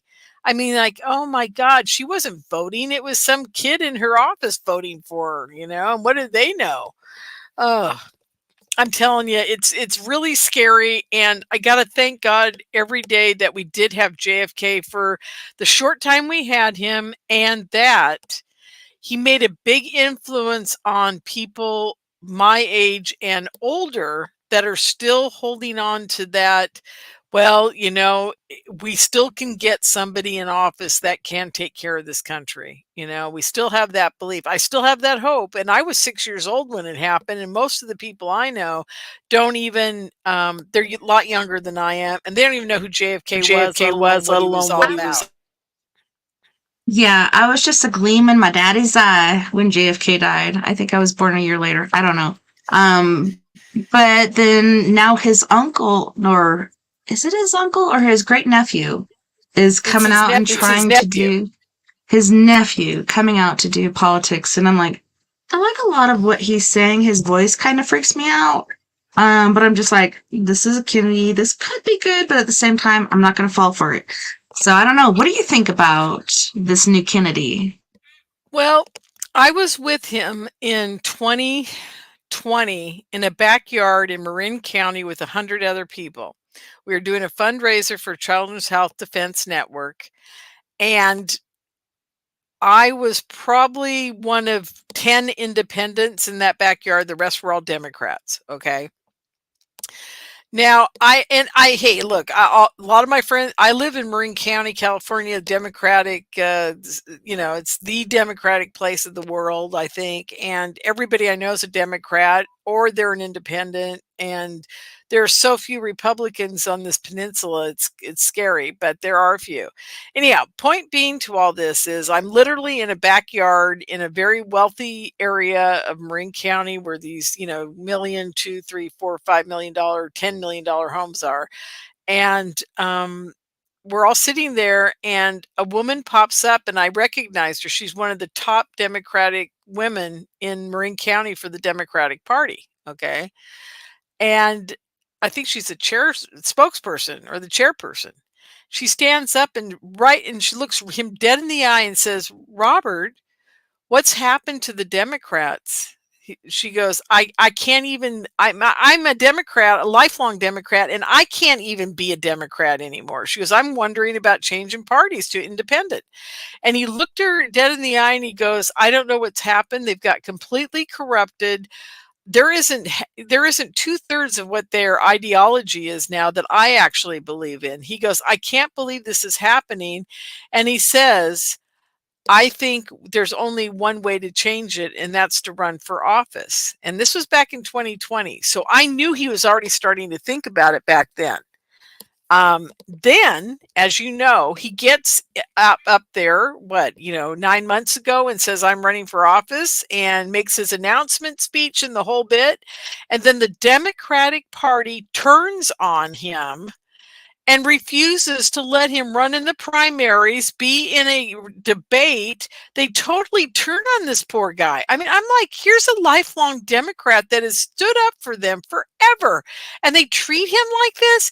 And then, as we all know, 2 months ago, he announces he's becoming an independent because they won't pay any attention to him. Oh my God. Talk about disgusting. I mean, they ought to be ashamed of themselves. They should have embraced him.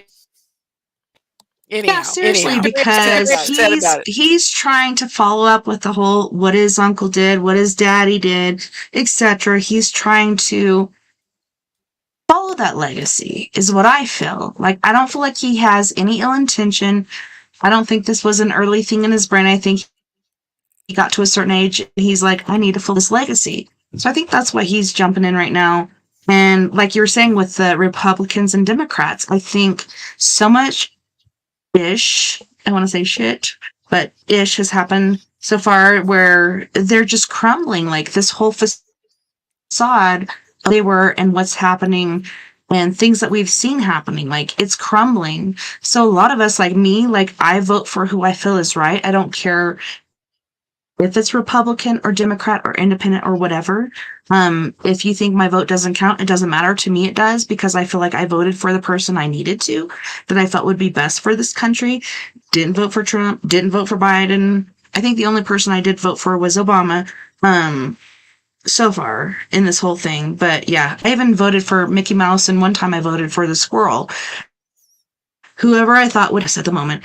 Yeah, I kind of, I'd like to see where he goes with this, and I haven't even heard of him recently. There's Ramaswamy, and there's this one chick over here who really fell flat on her face, not wanting to talk about slavery and stuff due to Civil War. Like, so many different things happening. Like, the whole facade is crumbling. And I feel like, I don't know. I like the idea of Camelot, and yes, it could be a facade, but I do believe the intentions were in the right place, and I would have liked to go that direction instead of the direction we went, because it's been pretty absolutely. Absolutely. And I really think if we did get Robert Kennedy in, a lot of things would be changing for the better. But at this point, and I'm going to make this public because I haven't talked about it yet, but I will make it public tonight. After what they've done to Trump, because I'm not particularly fond of the guy on a lot of levels.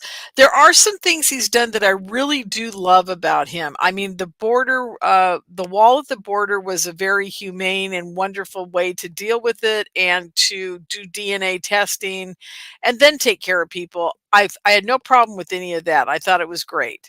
Okay. So that's one great thing he did. There were some other things he did I wasn't so thrilled about, and I wasn't going to vote for him. And so I don't think I voted for him in the last election. I don't think I voted in the last. No, I did not vote in the last election. Okay, so there we are. Now, coming up on this election, I am going to vote for him. And the reason why, and people are going to go, Lorien, you're a crazy, person for doing this. The reason why is I was going to vote for RFK Jr. I really want him in. I really would love to have him in. He's my first choice, but he can't win. So I don't want to throw away my vote. So what I'm going to do is I'm going to vote for Trump. Here is exactly why. Because when they started charging him with his business fraud or whatever they're calling it, which is absolutely ridiculous. There are no laws out there that say you can't value your property at anything you want, because when you're getting a loan from a bank, the bank decides the value of your property. You don't. You can make a suggestion, but if you're borrowing money from the bank, they want to know what your asset's worth, and they value that property. If they do it correctly, they'll send out their own person to look at your property and look at other things and make their estimate. They won't go by your estimate. They don't ever go by your estimate, especially at that level. Trust me, I was in the land development business for a long time, just like Trump. My father was a land developer, and there was not one time the bank would ever take our evaluation of our properties and go with that price. They usually undervalue them a little bit if there was no building on the structure.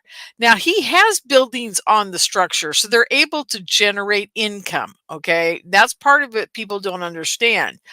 Mar-a-Lago is worth a hell of a lot more money because it's got a functioning golf course. It's got a functioning conference center.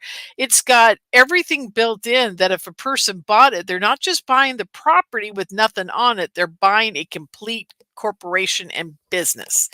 And that's why the evaluation was pretty high. I mean, it was low. It was a low ball price, but it was still really high. And the bank made that evaluation. They made a suggestion, and the bank actually came in, I think, a little higher than what they suggested. And they're telling us that he went against the law by valuing his property what they thought was higher than what it was worth. And I can't from what I heard, it wasn't even Mar-a-Lago. That's where a lot of the files and stuff like that were found, and a lot of other things happened. But The properties they're really focusing on are there in New York, like Trump Towers and other places like that. They're like, oh, it's worth this amount when it's really not. But still, like you said, when you go to take a loan or, value your property or whatever, if they're doing their jobs correctly, they will send out people to do that. But they didn't do that. They're just like, all right, we'll take your wood. And then later on, they're like, oh, hell no, it wasn't even worth that. That was your job to go out and do it anyways, and you're taking his word for it. That's your freaking problem. But that's not where this is not where Colorado or Maine, I think was the most recent one, are saying the difficulties or anything like that as far as being or running for president is. It was because of the January 6th thing that happened. It wasn't anything about the properties. Yes, that is like a lot of trials and stuff he's going through. But the main thing is the 14th Amendment, et cetera, et cetera. Like, he was there supposedly, and this is where they both went wrong. Like, he has not been convicted yet of being the edifice or whatever. Like, he started this whole thing, like, go kick ass, blah, blah, blah, whatever he freaking said, and then turn off his phone like it was off. Like, no, he hasn't been convicted of that. So for them to say, you can't be on our ballot because you went against the 14th Amendment, yada, yada, yada. That's where it all is. Like, they're jumping the gun and saying, because they believe truly that he did that. But until you're convicted in a court of law, you should be thought of as innocent. Innocent until convicted, right? That's how it always has been. But they're not doing it like that. No. And so here's the other part to that. There are no laws that say you can't value your property at the price you want to value it at. There's no laws at all. So how they got this into court, to me, is like, it's the same thing you're just talking about. It's like, he hasn't been convicted, so they can't do it. Now, if he ever gets convicted of it, of course they can do it, right? I mean, it makes total sense, but there are no laws for that, valuing your property. And I don't understand how they're saying it's some kind of conspiracy thing about, that he conspired to, fraud them or something. But even the bank said, no, he never conspired to fraud us. He did exactly what we asked for, and we did exactly what we told him we would do. And here's the kicker: he paid back all the money. He paid back the loan. He didn't default. That's not why Colorado and Maine are saying you can't be on our ballots. It's because the whole 14th Amendment thing, I can't remember the exact terms. Like I said, I have all the timers. I try to take my brain stimulant medications tonight. It's a multivitamin, but it was because of the 14th Amendment. He had basically fired up these people to go against the Capitol that day or whatnot. I can't even freaking remember. I'm so sorry. I sound so ignorant right now. But it's nothing to do with his properties. Yes, he's going through all these trials due to that. And yes, the New York, whoever she is, like judge or whatever, is trying to throw the brick or the ball or whatever at him. And yeah, he's going through all those loopholes, but it's Colorado and Maine saying because he kind of fired up people to go and do that on January 6th is why he can't be president. And like I said, like, yes, he may have done that, but he hasn't been to court for that. So you can't really say that. But it's just people saying, well, he did this. We can see it. It's right in front of our eyeballs. So we're going to say this. But it's only 2 states so far. I don't know if it's going to carry over or if anything else is going to happen with that. Like I said, it has to go to the hierarchy, to the main people, and they need to vote on it in order for it to be legitimate, because you can't be judged until you're tried. And like I said, people are just using the gun. I'm not a fan of Trump. I love impersonating the guy. I love talking about different things. But no, like, he is not guilty until he's tried. I might have my own opinion. You might have yours, but he hasn't been tried yet. Exactly. And, that's the thing about RFK Jr. They're really going after him, not because of his, his lack of ability to govern. I mean, they're going after him because of his stance on the vaccine. And that's why they've completely shut him down. And I feel bad for him. I mean, here he is. He's running Children's Health Defense Network, winning lawsuit after lawsuit saying, you guys are making kids autistic. And by giving them vaccines before they're too young to get them, I mean, that's half the battle, is that they're way too young to be getting all these vaccines. And he's winning court case after court case, and they can't stand him for this. Because if he becomes president of the United States, guess what? The first thing that's going to happen is that we're not going to be able to give children under the age of 3 any type of vaccine that has been known to cause autism or problems with their brain development. It's that simple. Or SIDS for that matter. Yeah, and it's really scary because I have a very good friend named Sadra, and so we got together about 2000, and we talked about different things, and she had a couple kids, and they were on the spectrum of autism, and she was talking about vaccinations, this and this and that and that. My first daughter I had before I met her, or not before I met her, but before we got back together as friends, because we were friends in high school. I went to the military, then I came back. And she was telling me all these things I never heard about vaccinations. Like, the things that are in these things are scary. That's why I didn't do the COVID, because I'm like, this is not a long enough span for them to scientifically figure out what's good and what's bad about it. So I'm not going to do it. I'd rather catch it and get through it and not do that. But, yeah, to me, it was to the point where I didn't do one. Okay, so I had a doctor named Dr. Zemak, and he said, you can do this vaccination right now, but you don't have to. You can wait a couple months. I wish I would have done it right then, because my daughter Nova got pertussis and she almost died. Another kid with her same name died at the very same time she was going through this. But it really scared the shit out of me. Like, I'd be driving and have to pull over and yank her out of her car seat and stuff, because she would turn purple because I didn't do the pertussis vaccination. Because I thought she'd be fine with her, immunities and stuff like that. I'm breastfeeding is the healthiest thing. That's the only one that I regret. But with the COVID-19 thing, I don't regret, because it was hot out the chute. Everybody get your jab. No, not me, coach, because you haven't scientifically tested this. And generally a good scientific test would be within 10 years. So I didn't do it. My pregnant eldest daughter, she did it, and I worry about her. And my grandson, I think he might be on the autistic scale, because she did do that while she was pregnant. But I haven't said anything because I don't want to sound judgmental or anything.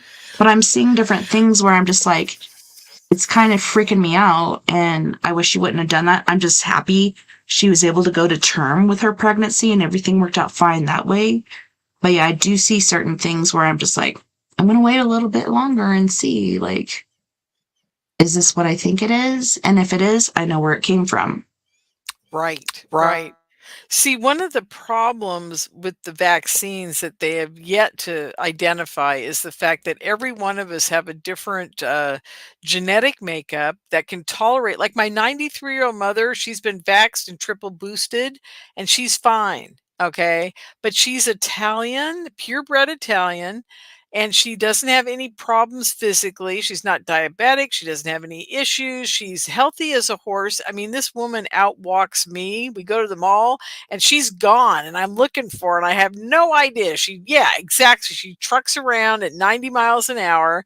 She's 93 years old and nothing phases her. And we laugh because she's like GMO foods and all this stuff that you don't want to eat, right? And we're all organic and gluten-free and all, no dairy, right? We're all allergied out. And she just eats anything and it goes right through her like no problems. And so people like her, the vax didn't seem to bother them. But then you try to give it to somebody like me that I got a pneumonia vaccine like 12 years ago. And they told me at that time, do not ever get another vaccine in your entire life, because my arm swelled up to the size of a softball and it was bright red and it hurt like hell. And then the shooting pains to my heart started.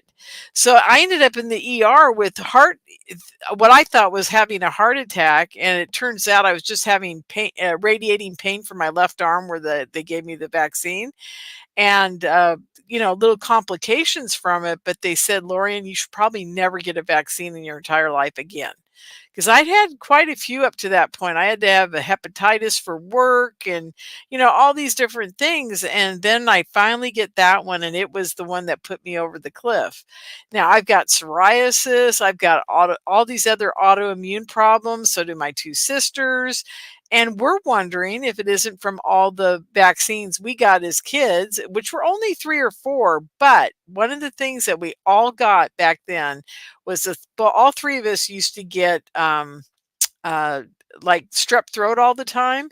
And we used to get tons and tons of antibiotics. And so now in our older years, we're wondering if the antibiotics didn't just kind of screw up our guts at a very early age. And now the vaccines just make it worse. I mean, no matter how we look at it, something happened to us that didn't happen in my mother's era when they were living on just the vegetables out of their gardens and the chickens that they killed, and, more organic, homegrown type of foods. So that's just my take on it. I think we're eating too much junk food and eating too many GMO foods and things like that. And I think a combination of the vaccines and all the stuff. I mean, it's getting wild out there. It's like you got to be very careful about everything you do. Well, I think that's really true. And I know that a lot of things that we eat are outlawed in a lot of other countries. That to me is very, very frightening. Like, I don't know, are we disposable because we're the newer generation of everyone that came from everywhere? I don't know. Man, I had a whole nother thing that I was going to talk about I just wanted to say that over you can eat the wheat over in Europe because they don't do this gluten stuff into the wheat. And the other thing they don't have is they don't have high fructose corn syrup. They actually use real sugar in everything if they're going to bake or, do whatever. And that is the one reason I still shop at Trader Joe's, not for everything there, but they don't allow any high fructose corn syrup products in their store. I don't know if anybody knows that, but it's no, and that's bad stuff. Like known, like as well as the red and orange thing to cause ADD, ADHD, and I'm like, I think not only do certain sugars and everything else cause that within our genetics, but our news system and TikTok and all the other things that we're exposed to is causing us to not only have ADD and ADHD, but to accelerate it. It's pretty intense and insane what's going on right now. Yeah, absolutely. I totally agree with you. Well, gosh, we've only got a few minutes left. I wanted to talk a little bit about some more UFO stuff in regards to your orb experiences. I think they're pretty extraordinary, and I really do appreciate you sharing that with me. I wanted to tell people about my my triangle UFO experience. Just to close out the show here, but what I wanted to say about it is this. It's really important that people understand. I kind of headed that way with the Jim Mars story, that all this stuff's connected, and that your spiritual life, whether you believe in God or you worship Lucifer or whatever it is you do, it's gonna expand out into your daily reality, and whether you're making that connection with God or not. I think God and the ETs on some level all connect, and I don't think the bad ETs necessarily can show up if you're in a good state of consciousness, if you're in a good state with God. I think then the angel type beings or the white light beings or the ones that look like humans that are very loving, and that you get a very loving feeling from show up. Honestly, I think the Greys are kind of in no man's land. I think they're just doing their scientific research, and I don't think they're either good nor bad. I think they're just there. They're I just just want to say hanging that out. I think they're judged harshly because I've heard I good agree. stories and I've heard bad stories. And some of the grays are taller than others. So the taller grays are meaner than the shorter grays. I don't know. Maybe it could be the shorter grays because they got bullied. I'm not sure, but I've heard different theories and stories. Yeah, I I'm don't not. know. I Yeah, haven't I'm not. been threatened yet. Yeah, I'm not convinced that they're that bad. But anyhow, my point to all this is I'm going to tell you guys a story about the triangle ship. Now, up to that point, I'd seen green diamond shaped teardrop ships. I'd seen the orange glowing ones like you. I've seen a, a horseshoe shaped one with an F-16 chasing it. Saw the diamond shape with all the colors. What else have I seen? And these are close. I mean, not far away. These are pretty close up. Okay. So I've seen quite a few ships, but I had never seen a big triangle or anything. Now, that day was my MUFON day. And once a month, they have a MUFON meeting here in Petaluma, California. And I get a guest speaker and we have a great time. And then we all go out to dinner afterwards. And it's just a fun day. So that day, I woke up and I couldn't afford cat food and there was some other issues going on and I was really broke and I thought, that's it. I'm done. I'm not going to do this anymore. No more UFO stuff. I'm done. It's over. Thank you, God. I'm down. I'm done. It's gone. Okay. I said, okay, it's November. I will go have my meeting today and then I will do the Christmas party. And then that's it. I'm going to announce at the Christmas party that there's no 2015 going to happen. Right. So I'm sitting there at the dinner afterwards, feeling very sad. And when I was driving, I made a very conscious, very, to God decision. This is over and I'm done. And thank you for, and thank me for your service and your service and my service. And we're all done. Okay. So it was a sealed deal in my mind, spiritually, cognitively, everything done deal. So I'm sitting there at the meal that night and I'm looking at everybody and I'm thinking, oh, it's going to be sad when I don't see them in the new year and blah, blah, blah, but they'll be fine, blah, blah, blah. So then one of them says to me, hey, I just got my night vision goggle. I want to go out after we have dinner and go look out up into the sky and see if we can record it on my camera. I'm going to hook it up to my video camera. And I said, where are you going to go? And he goes, back to the senior center into the parking lot. And I said, no, you don't want to go there because it's cold and the police will show up and I'm the only one who's got a key and blah, blah, blah. And he said, no, we're going to go there. And I said, oh, shoot. Okay, I'll go with you because I didn't want them to get in trouble. So, trying to make this short here. We get back to the parking lot. They set up the camera tripod. They put the night vision goggle on it. And I'm standing there with my friend Diane. Her husband Tom is hanging around the camera with 4 other guys, right? There's like 7 or 8 of us there. And they're all looking into this camera, trying to set it up and get it going. And suddenly, right over our heads, or my head, is a giant UFO, giant triangle black UFO appears. I mean, it just like decloaks and it has an orange thing in the center kind of and 3 lights in the corner and it's wobbling. Now I think it's going to fall on us. So I start screaming UFO, UFO, and I'm screaming really loud. All the guys start looking into the camera thinking it's way up in the sky and they're not looking right above the tree. They're in the parking lot. I mean, it's huge. And so suddenly, just as I'm screaming UFO, UFO, I get it out 2 or 3 times. I blink and it has turned off all of its lights and it's moved its direction over like 30 degrees and all the lights are out. And I'm thinking, how in the hell did it move like that? And my friend Diane says, oh my God, I see it. And just as she says that, it takes off so fast, it's gone in the blink of an eye, going north. And I'm thinking, oh my God. And Diane looks at me and she says, aren't you happy you finally got, I said, oh God, a big black triangle. She goes, yeah, aren't you glad you got to finally see one? And I looked at her and I said, no, I'm really pissed.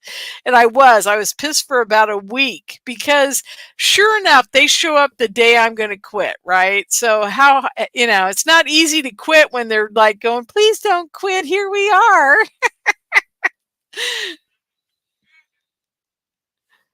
Don't do it. Don't do it. Stay who you are. You're like, no.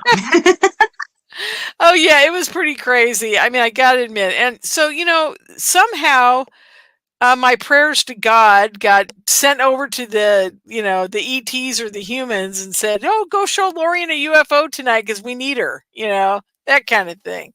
So yeah, there's many weird things going on out there. And thank you for having me on the show. I really appreciate it. I had a great time. Well, I want to thank you, Lorien, for being on because, I don't know, like, not only have you had UFO experiences, but you're also interviewing different people with their experiences and you're gaining knowledge and sharing that. And we're not crazy. This stuff is really happening. So I really appreciate what you're doing. And like I said, like with what you're doing with conferences and everything, like you're inspirational. You're a hardcore woman, and I really appreciate you and what you're doing. And I don't know, pretty sure you're badass under my. Thank you for that. 66. I love being a badass. There you go. Well, if you could tell our listeners like where they can find you in your show and whatever else you're doing.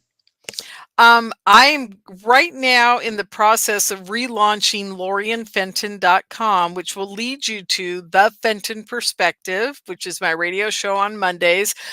It will now become a podcast, and it's going to go strictly UFO, paranormal type of show, and that'll be starting probably the mid-February.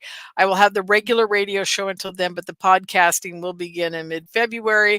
I'm launching Make Contact TV, a subscription-based platform for ufology, and I will also be launching a subscription-based JFKTruthTV.com. They will both be launching probably on President's Day and Valentine's Day for those two as well. So a lot of things going on. I just found an editor, so things are getting done fast and furiously. So we figured in another 6 weeks we'll be launching everything, and hope you guys can make it there. And you can always find me on Mondays at 5 p.m. Pacific on revolution.radio, The Fenton Perspective. So I'd love to have you come over and listen sometime. Well, I just want to thank you so much once again for being my guest tonight, and I hope to have you back again soon. I know our gap between our shows is about a year, but I'm hoping to have you back sooner because there's so many things hitting the fan right now. It'd be awesome to have you back sooner if you're up for it. I love it. Thank you, sweetie. And maybe closer to UFO Con we can do something. That'd be great. I would love that. And I also want to thank all of us out there on We Are Paradoxia's Late Night in the Rockies, Facebook, KPNL Radio, YouTube, Twitter, Twitch, Spreaker, iHeartRadio, wherever you are beyond the Omniverse tonight. I had a wonderful time with Lorien. She's amazing. Freaking amazeballs. If you guys don't know, now you know. Go and check her out. Look at what she's doing. Look at who she's helping, who she's putting out there. And the Omniverse is pretty amazing. Don't forget, you guys, we're all in this together. Together, we can make the world a little better. And together, my friends, we are Paradox Media, because without you, there is no us. Please, until next time, take care of my yous, and I'll see you back here. Same time, same crazy place. Thank you again, Lorien. Love you, sister, and I can't wait to see you again. Bye, everyone.